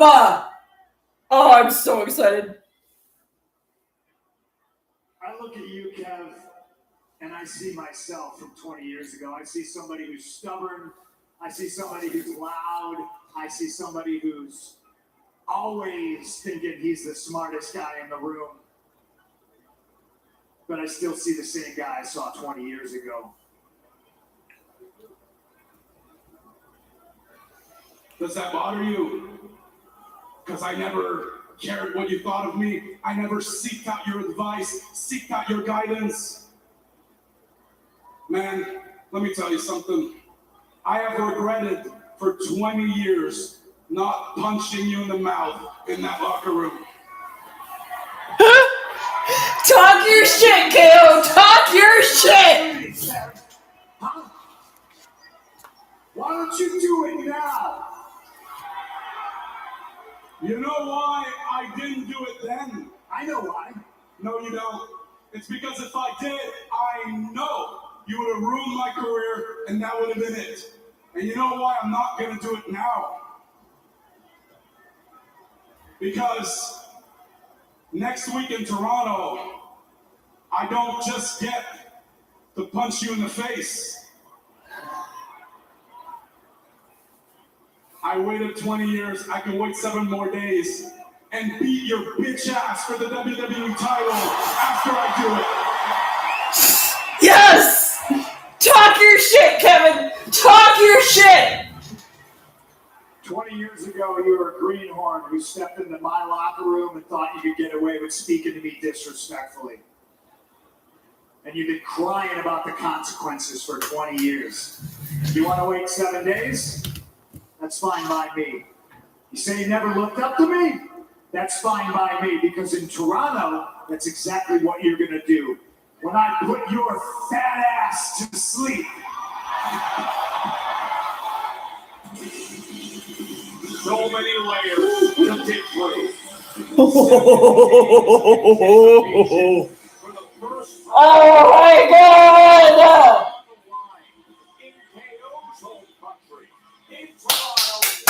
Oh! Michelle! You got a hell of a main event coming your way, my girl!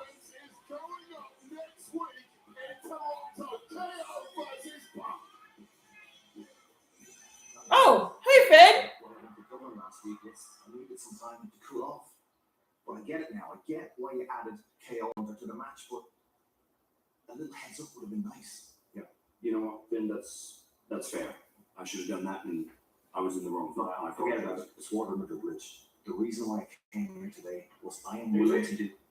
We got interrupted out there. We got interrupted by you making me wrestle in street clothes. In street clothes. I fucking love Gunther. He's so funny. To sort out the SummerSlam issue. Come on. You want to talk about interrupting? You're interrupting me again in another conversation. Conversation with who? Conversation with Finn Balor. Balor! Emphasis on the A. Balor! If I'm really close, I see the shadow of Finn Balor. I'm getting pretty tired of your act. And the way you always speak down to people, you condescending prick. Before you barged in here, I was about to tell Nick that I'm willing to do whatever it takes to get another title shot. Nothing's going through you. I'll happily beat your ass and show you who the real Finn Balor is. Let's go!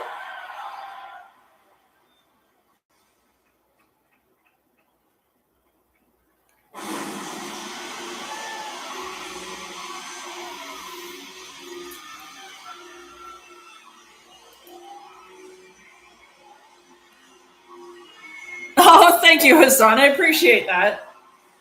Put Johnny Gargano on the same day because he's my birthday twin. We were born on the same day, month, and year. So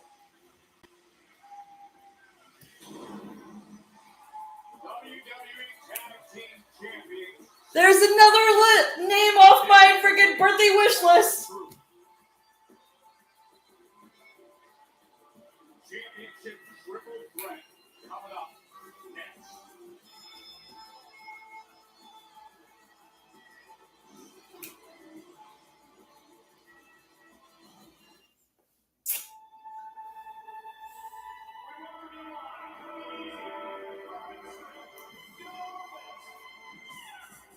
Oh, it's going to be sick when Money in the Bank is in New Orleans.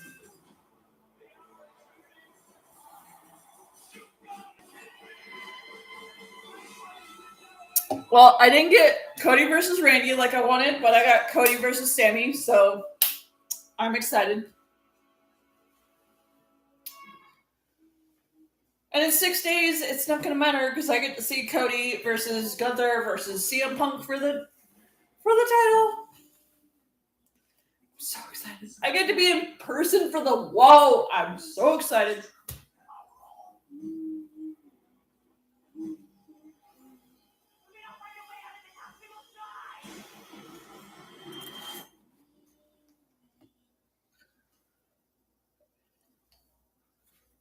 Oh, and put Kofi on that list too. Because me, Kofi, and Johnny all share a birthday. Not the same year. Me and Johnny share their birthday year, but Kofi shares the same birthday as us.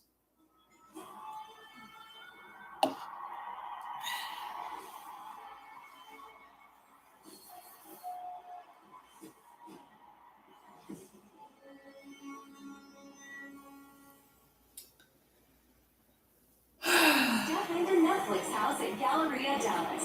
A place to brave the upside down. Or face off with the front man. A place to embark on an adventure and get into leveled up games. A place to play, eat, and shop. You've invited us into your house. Now, welcome to ours. Bring your crew and safe. Get your tickets today.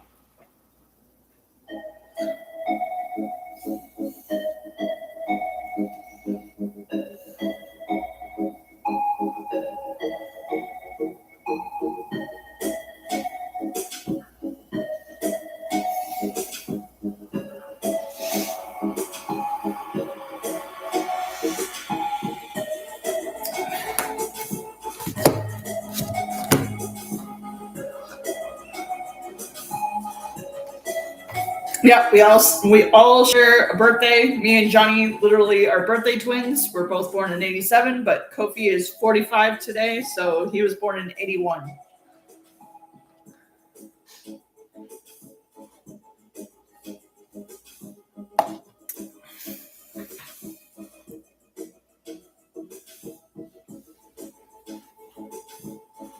Me and Johnny both turned 39 today. And Kofi turns 45, so I don't think he's liked it yet. I know Johnny liked my tweet because I sent a tweet to him.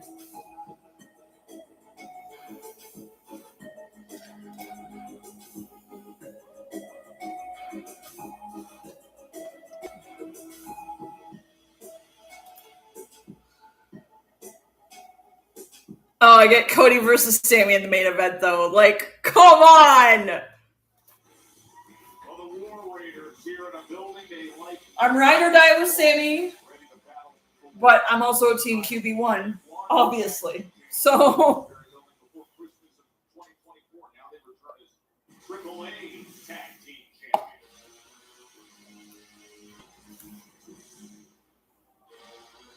oh, they changed the MFT music.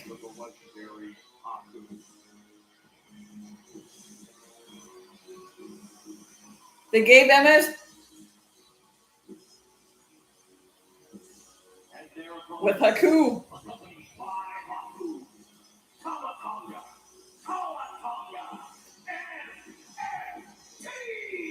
Man, does he walk with purpose, Wade. Freaking legend, man.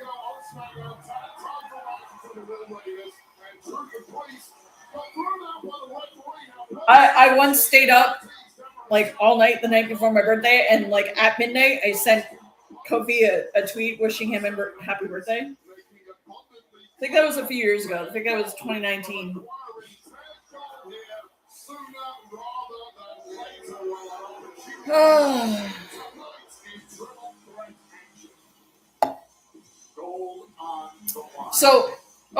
So my wish list that I put out on Twitter, I'm going to locate it. Hold on. I put a wish list out for Friday Night Rhodes. And I think 99% of it is accomplished so far. Where you come from. Restore honor to the family.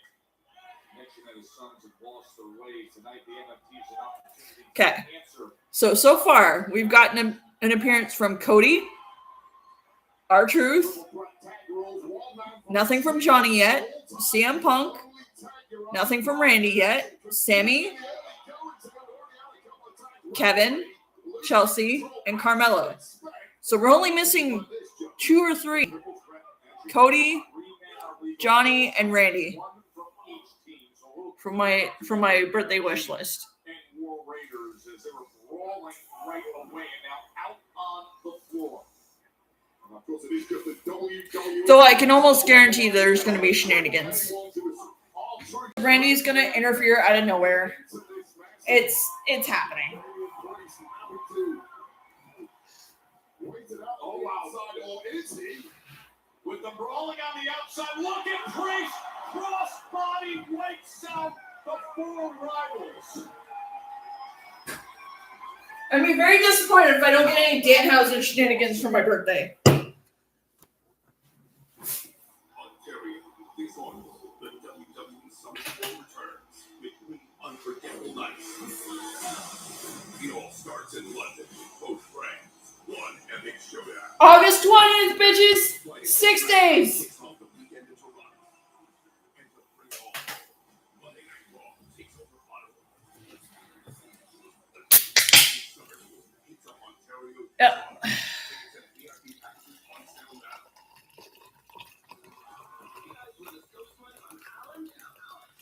And for the last 10 years, we've turned the impossible into reality. Now you can experience some of our biggest adventures on Netflix. I'm walking on water.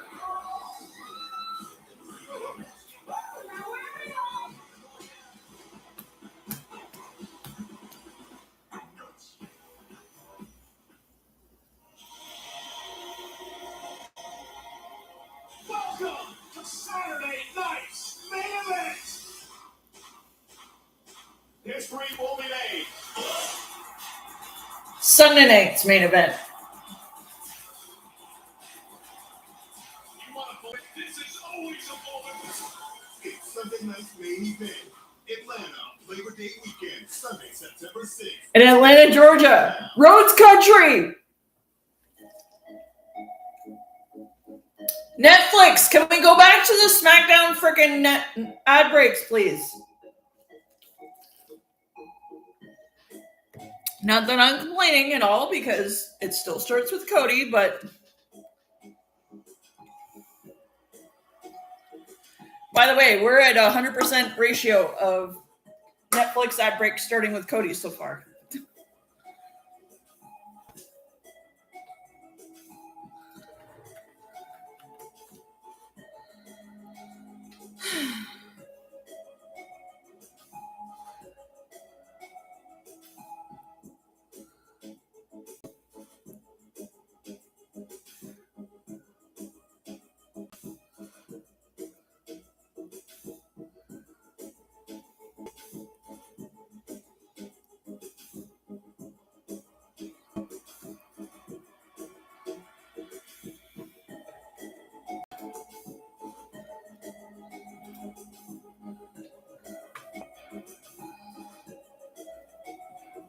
Aw, thanks, Anthony.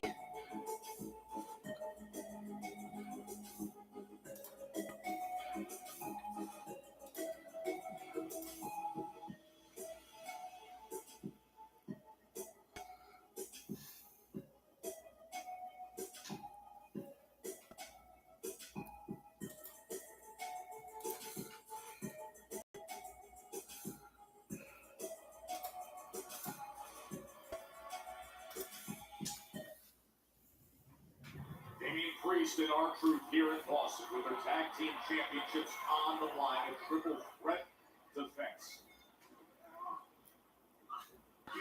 And out onto the floor goes Tama Tonga. Well, R-Truth needed that way. He's been battered from the up and finally gets a tag to a fresh debut of Priest.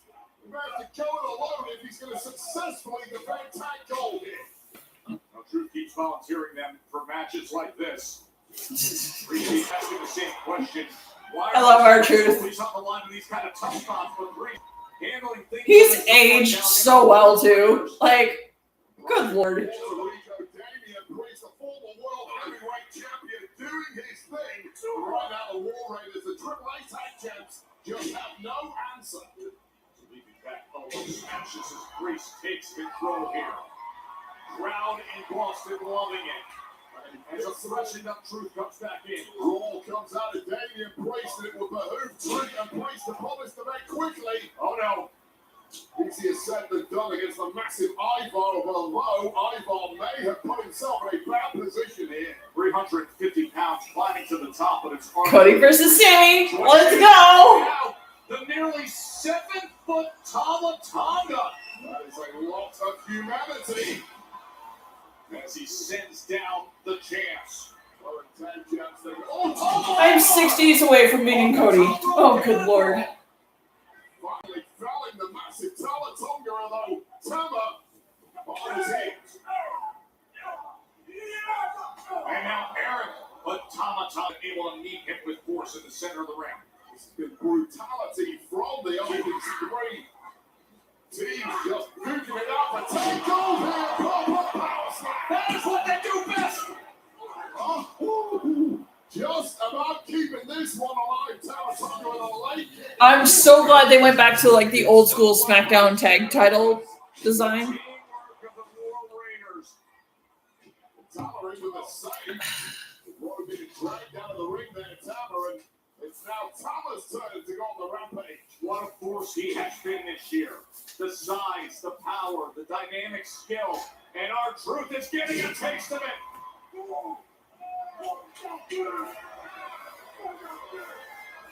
With his father looking on, who has put forth the marching orders, who has set the tone. Haku, but now, Ivar and Priest on their feet. Well, simply have to team up to take down Tama Tonga. One-on-one is not going to do it against the nearly 7-foot-tall MFT. And that is exactly what they are willing to do. The triple threat action. Get yourself a loose alliance when necessary in a matchup like this, and it may be R-Truth who can finish the job here. The gold that is on the line, the WWE Classic. Telling it through. STF! Could this be the moment? I love that John Cena loves on through R-Truth. I love it so much. Aaron able to create separation and deliver on Priest. Golden like suplex too. Devastating offense game thrown around the ring by Eric. And now, Ivar set up a Priest beats him. And just slam down with that big boot is Eric. Well, just when the War Raiders were going into fallout, taken away by Priest, just in the nick of time. Now going on a tear on the outside. Let's go, Damien!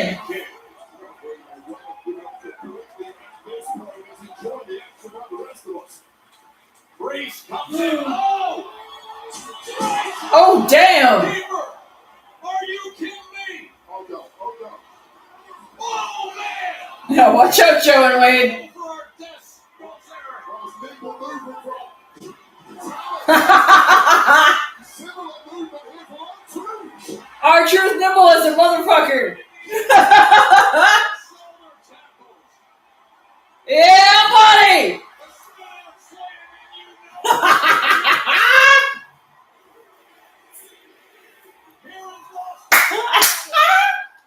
I love it! I love it!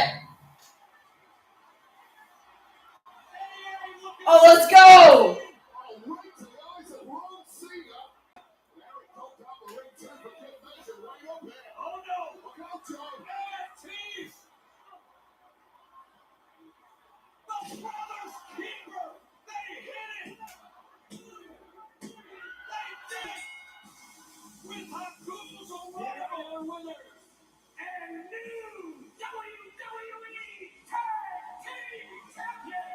Damn!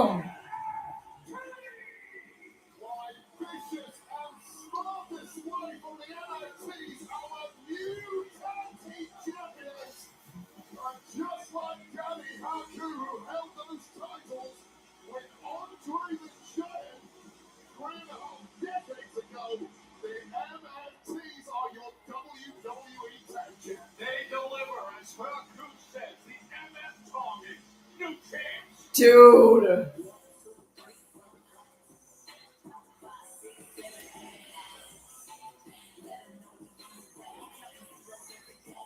Fatal Influence So, and Chasing Jane making their way. Monday. I need you to fall in line, Solo. The reckoning is here. You coming back to the bloodline? As Solo's head coach is finally delivered to the tribal chief. Roman Reigns awaits on Raw Monday, 8 Eastern, 5 Pacific. oh, they're in New York. Oh yeah, because the week after that they're in freaking Ottawa. Stop doing the generic one. Give us the freaking SmackDown ones.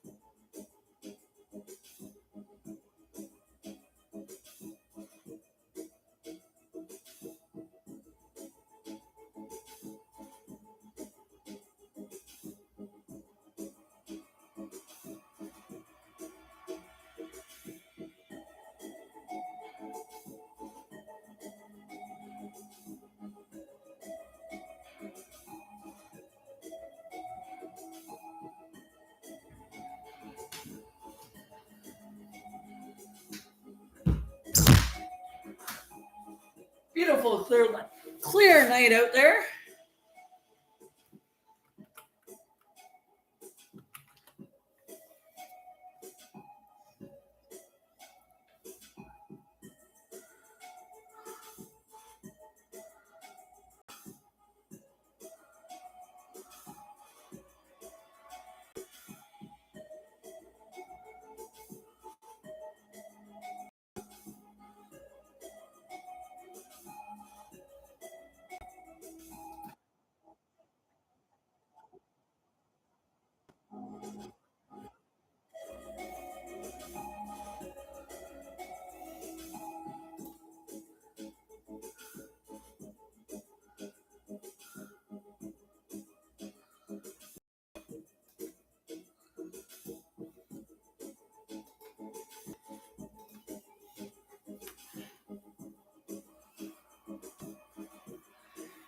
Oh, I am 6 days away.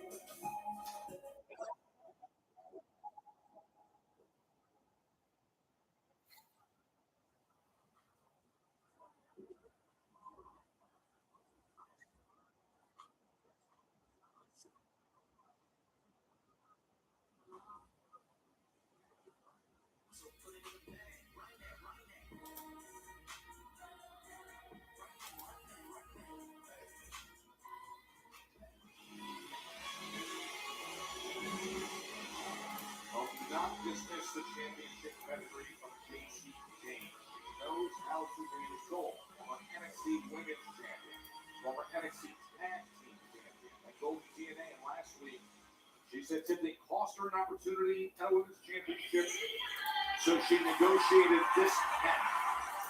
And she had the U.S. Championship to an already impressive resume. And her opponent from Minor Lake, Minnesota. She is the Women's United States Champion, Tiffany Stratton. Now, wait, earlier tonight, here in Boston, we saw Tiffany Stratton. And, you know, recently there's been this bouncy, bubbly, giddy friendship with Chelsea Green.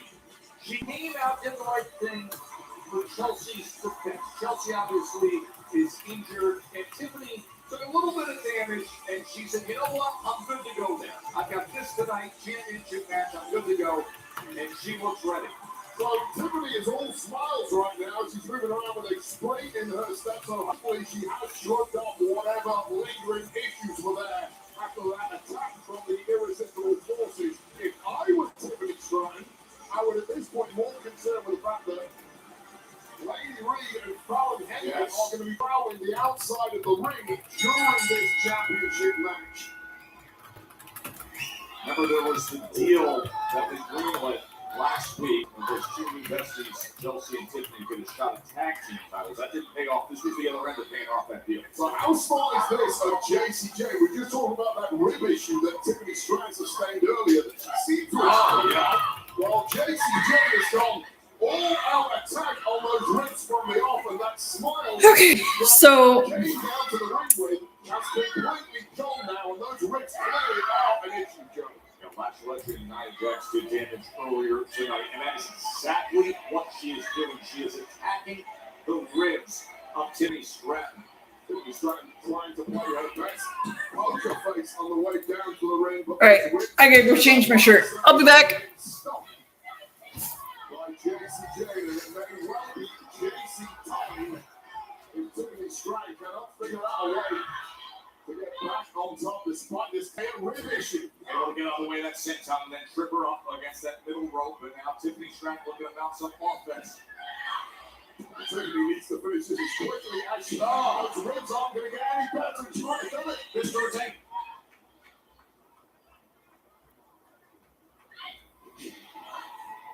Tiffany Stratton's usual big advantage is her athleticism. Nobody can match what this woman can do. Oh, nice. Up on the apron, Laney Reed, so Tiffany deals with her, and in doing so, it creates an opportunity for JCJ.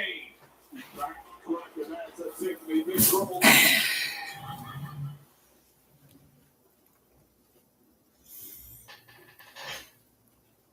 Sorry, Joe, but Moments ago, we had the MFTs as new tag team champions. Now it's JCJ trying to hunt down the Women's United States Championship. And that's a brave and courageous Tiffany Stratton, who has sustained some damage to her ribs. No doubt about it. You see her reaching for her ribs again. I'll let you complimented Tiffany several times and putting her neck on the ribs on the line. Here we go. Now the next game attack too. Body on the line to protect her friend Chelsea. Earlier tonight, I would suggest that was a foolhardy move. I appreciate good friend. I appreciate being a good friend, but you have to put your championship first sometimes and say to Chelsea Green, hey, deal with this one yourself. I've got my own problems. Chelsea was defenseless. We got the news earlier about the medical condition. She has 30 days to try to get medically cleared and defend the women's championship. Really on the outside, fatal influence, loving what they are seeing from their leader, JCJ, who has taken full control of this championship match. We've already seen one championship change hands tonight, the WWE tag titles, just won by the MFTs. Can JCJ make it number 2? Not like that, she can't. Oh, nasty collision that is, and Tiffany Stratton again coming up worse because those ribs bouncing into the ropes. They seem to really take a major back off. Joe down to Tiffany Stratton and a back again straight on. How smart is JCJ? Listen, it's the opportunity that's been presented right in front of you. You take advantage of it. And you can't blame JC for doing that when there is a weakness on an opponent, regardless of how it got there. You have to target that relentlessly. And JC's done everything right so far in this one. Leader of Fatal Influence, J.C. Jane. No, baby. Over two-time NXT Women's Champion. It's applying more and more pressure, denying that rope break. Yeah, there is no escape right now for Tiffany Stratton. Just going to quit team and hope there's enough in the tank to somehow navigate your way out of this one. Change the shirt because, of course, QB1's in the main event. I gotta change the shirt. Sorry, Joe. Sorry, Joe Hendry. I love you, but my guy's in the main event. You can see that as she continues to mount the attack on the ribs of Tiffany Stratton. Not slowing down now is J.C. Jane looking to finish something off with perhaps a superplex attempt there. And that would be devastating from that kind of height. Easy to find, hard to beat. It's my boy. It's my guy. Oh, we're going to go high risk, but go to the outside.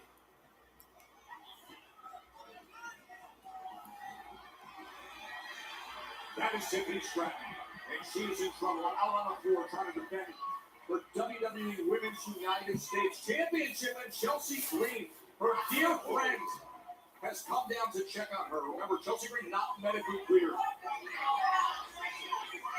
Tiffany Stratton has had to find the rest of Fatal Influence at times in this one. Chelsea trying her best to repay the favor from earlier.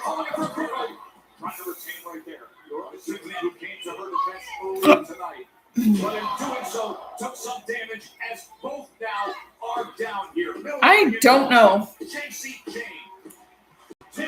I don't plan on watching the fight, so I really couldn't care less. Honestly. Those ribs have sustained in this matchup.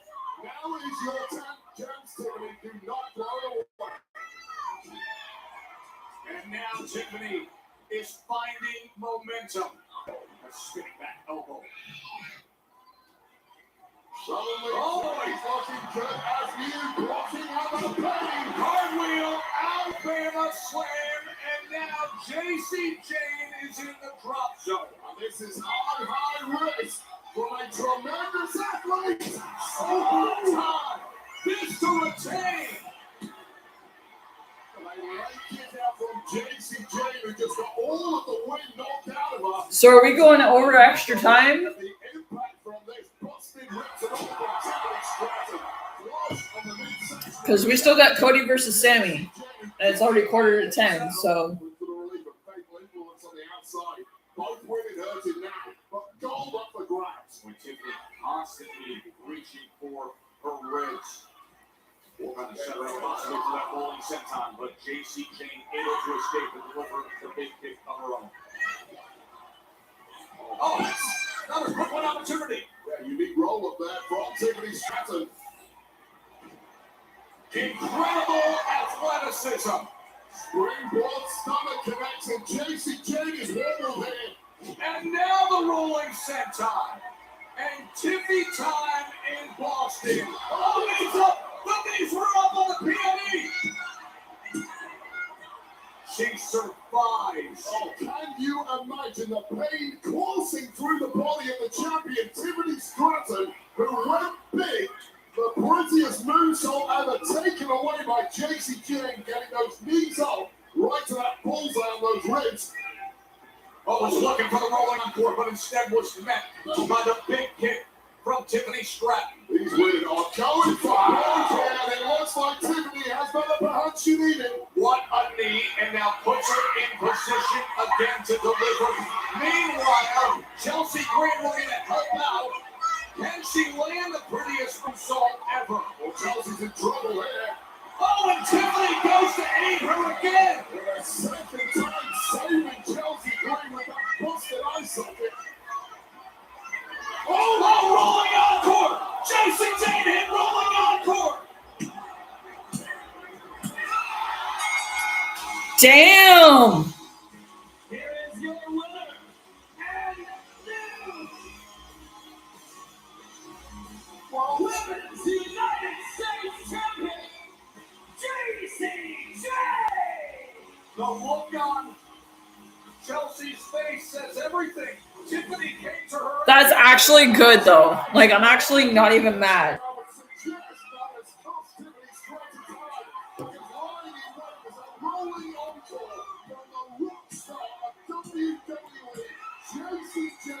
Who is now your new United States champion and fatal influence.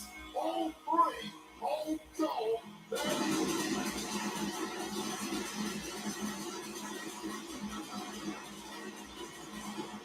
It is scored across the board for fatal points. And a major shakeup in the women's division. JC Jane, the new Women's United States champion. Also a major part of the women's division. Jade Cargill, BFAB, and Meechin. Now, Jade, things have been tumultuous between yourself and Charlotte Flair, but how does Alexa Bliss returning and Tatum Paxley debuting on SmackDown change how you approach this? You know what I find funny?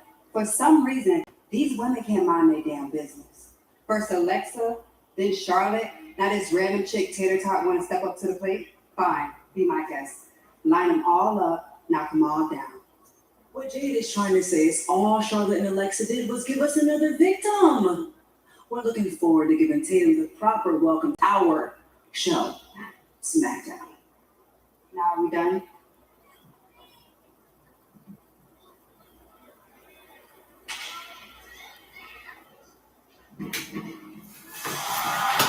Here we go.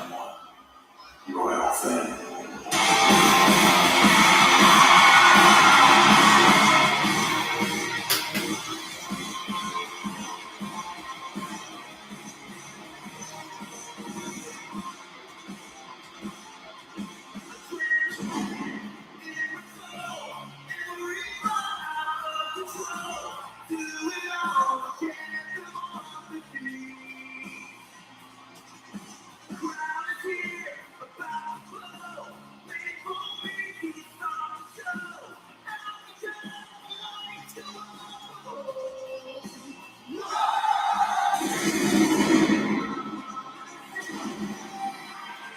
Cody demanded this after overhearing Sammy sharing his true feelings on Cody. Rhodes saying next.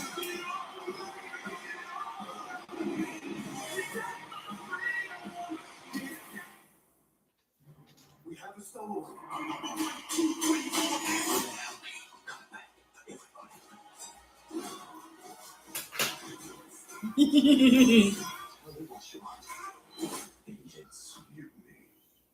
Maui Forge is failing. And what have the two of you done? Half the pyro. Have you seen his pyro? He gets the same fucking pyro. He gets the pyro upon the purse bow, and then he does the thing, and he gets pyro. Then he goes to the fucking ring, fucking turnbuckle. He gets pyro. There's no half a pyro.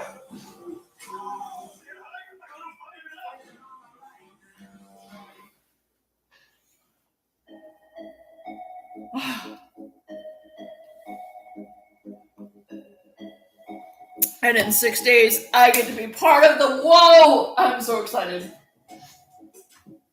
I get to be in person for this shit! Yes! He hasn't lost any pyro since losing the title. I'm not sure if you've been paying attention, but...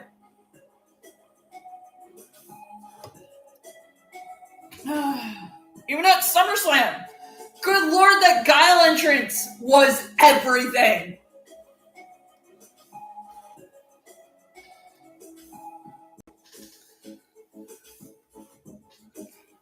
I loved that Guile entrance so much. It was so good. So good.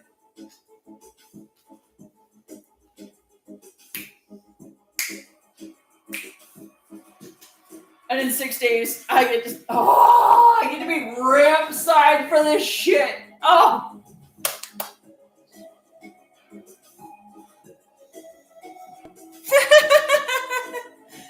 He still gets the same pyro. I'm not sure if you've been paying attention much, but still gets the same amount of pyro. He may not get the fucking... He may not get the fucking docks in like Australia like he did the first time, but he still gets the same pyro. And it really depends on the arena too, because you know some arenas can't do pyro, so. The American Nightmare heard enough earlier tonight. Wade told GM Nichols, give me Sami Zayn tonight. Sami Zayn was not in a fighting mood given that wrist injury. It is, however, a sweetener from GM Nick always say Sami, win tonight and you're the #1 contender for whoever wins at it. KO and Punk next week in Toronto. Sami made the decision. I'm calling shenanigans right now. There'll be a Randy interference. I'm calling it right now.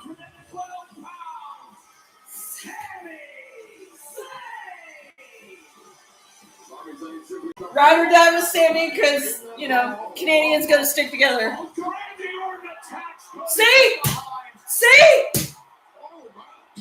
Oh man, he just runs his show. Look at Sammy.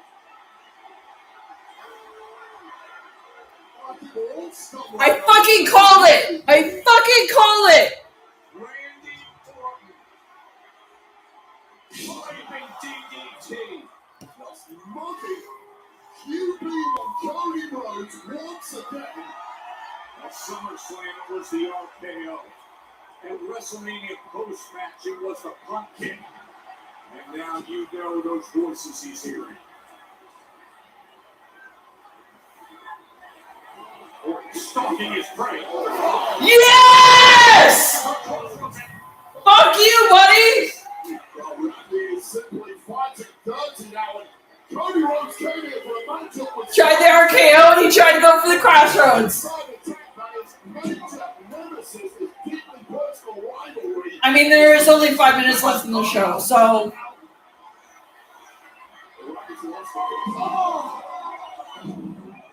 Brutal attack with the steel. Oh, they got little Nate as the ref. That's even better.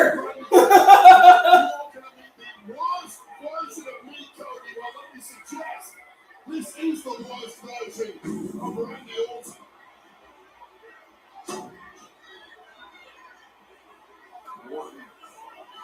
We don't know the barrier looking to chase down Cody Rhodes. Comes up to the mountain. He fucking hit him with a drink. Yes! Yes!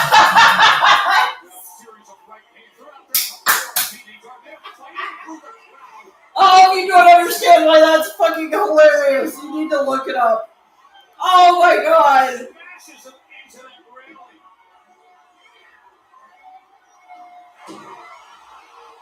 A garbage can being used here. After a sneak attack. Crossroads his ass. With Cody and Sammy. Crossroads his ass, Cody. Won't stop. Randy Orton thought he was going to have an easy sneak attacking. He hit him with a drink. Oh my god.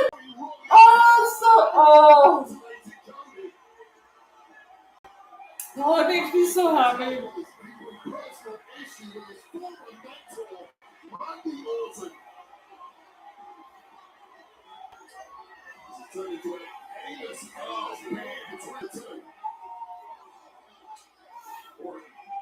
Getting the best of me right now. Oh, coming our way again here. He throws him right off the barrier. We could have used security. Oh, man. What is he doing? That's why security is not coming anywhere near these two. Don't really blame them. I fucking love this. I'm sorry, but I love this. Beat down to the chest. That smashes him onto that reinforced announcement. Finally, some reinforcements coming down, and I'll tell you how much damage has already been done.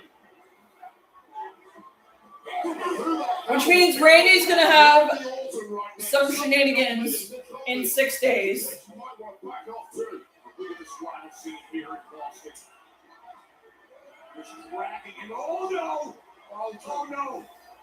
Look at this flashback to Joe. Oh, the damage that was done in that similar position. Is the Viper is grabbing the steel chair. I mean, this is a career ender. God's sake, Randy. mantra even getting in the way of him when he's like this. When it's making a point and then there's this and Randy, this is too far. Oh, Cody! Low blow, bitch! Low blow! Cross for his ass! Smashes him with the steel chair. Do it, Cody! Do it!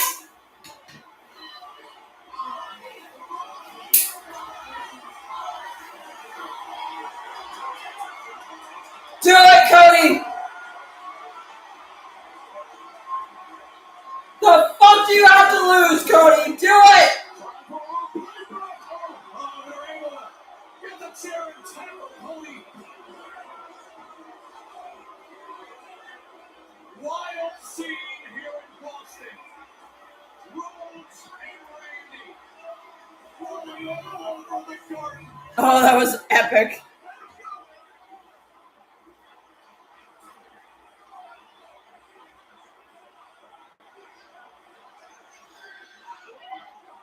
Oh, hey, Will.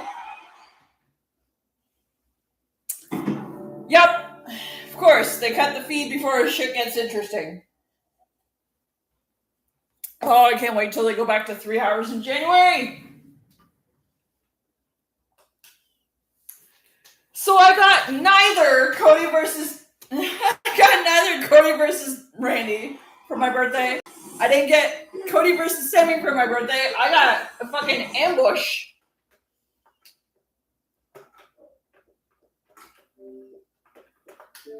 But you know what? I'm not even mad, because in 6 days,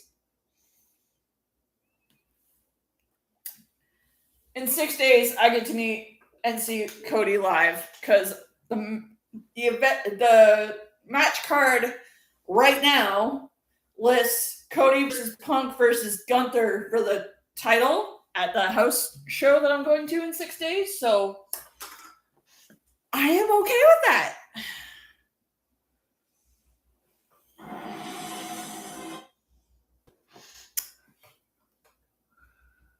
Thanks, Will. Oh, no Johnny Gargano or Danhausen, though. I'm slightly disappointed, because especially Johnny Gargano is my birthday twin. But no Danhausen shenanigans. I'm slightly disappointed.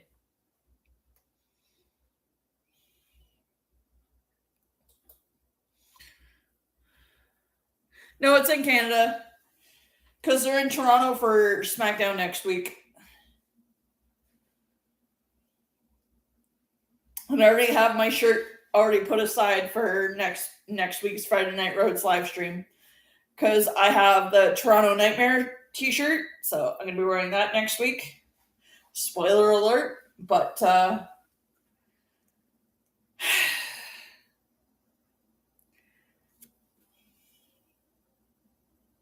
6 days. I get to be in person for the whoa. I'm so excited. I'm so excited. I'm not sure if Cody's going to be part of the meet and greet. I hope so, because that would be amazing. But yeah, I'm excited. Early birthday present from my friends. So, it's only like an hour drive, but I've already got transportation to and from already sorted, so we're good.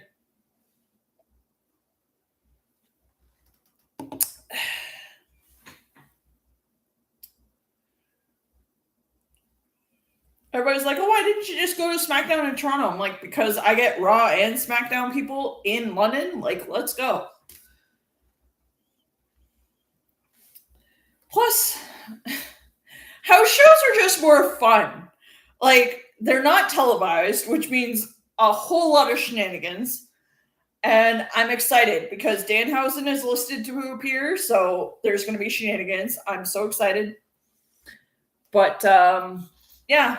Early birthday presents from my friends were tickets to that house show next week, so yay! But I had my Joe Hendry shirt on earlier only because Joe was kind enough to reply to my tweet the other day. So I wore my Joe Hendry shirt. But I changed into this for the main event because I thought we were going to get Sammy versus Cody, but apparently not.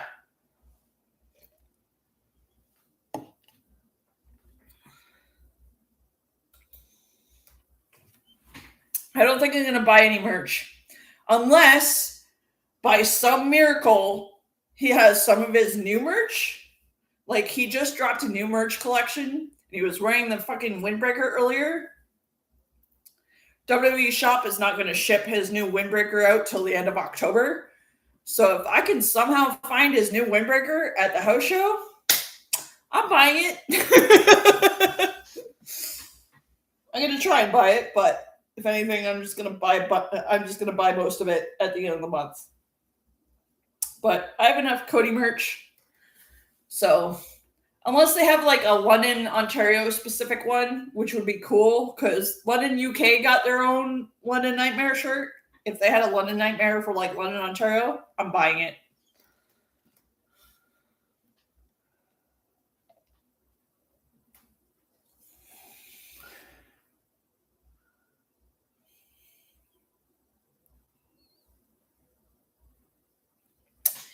Yeah.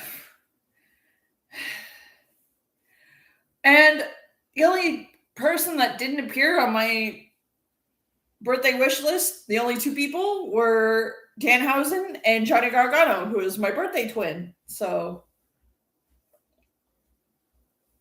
no Danhausen shenanigans on SmackDown. Weird. But I get to see Cody live in 6 days, so I'm good. Oh.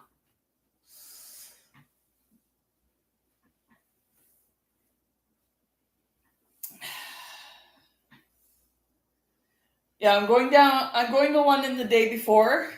I'm taking the Flixbus from Stratford to London the day before. And then I'm coming back the day after, if not the day after, the day after. So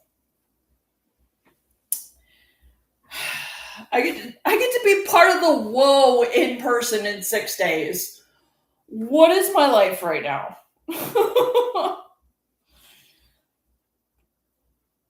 I'm so excited. I'm so excited.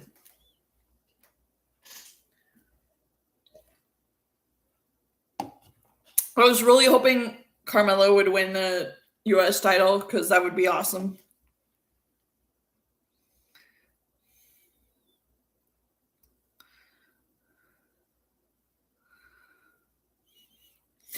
I loved that segment because, like, Nick Aldis was like, "Oh, I have to ask you to relinquish it," and then at the end of it, he's like, "The man in me is like, fuck what medical says. You're able to keep it for 30 days."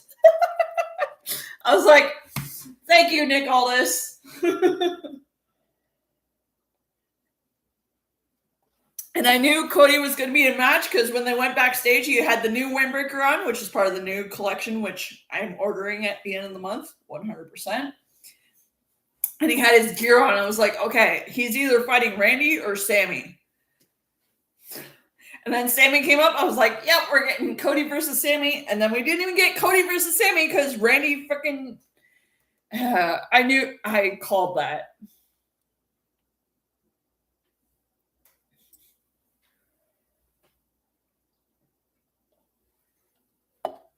But I loved that Matt Cardona came out and defended her honor against Gunther. That was so good.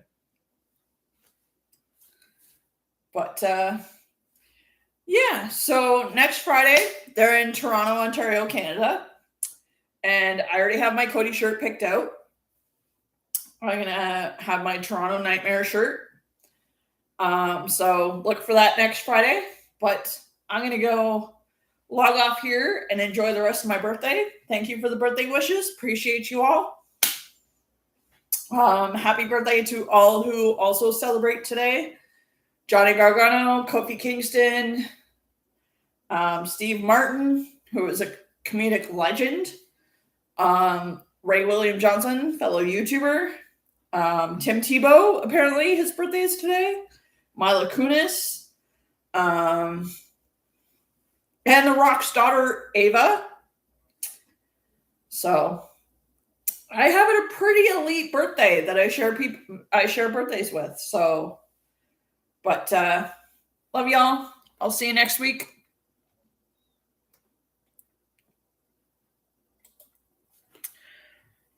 I'll see y'all next week when we're going to be in Toronto, Canada. So I'm going to be extra happy because they're in my neck of the woods. 3-hour drive from me. But, of course, I'll give you guys the full rundown of the house show that I'm attending next Thursday before Friday Night Smackdown next week. So 7:30 p.m. Eastern Time next week.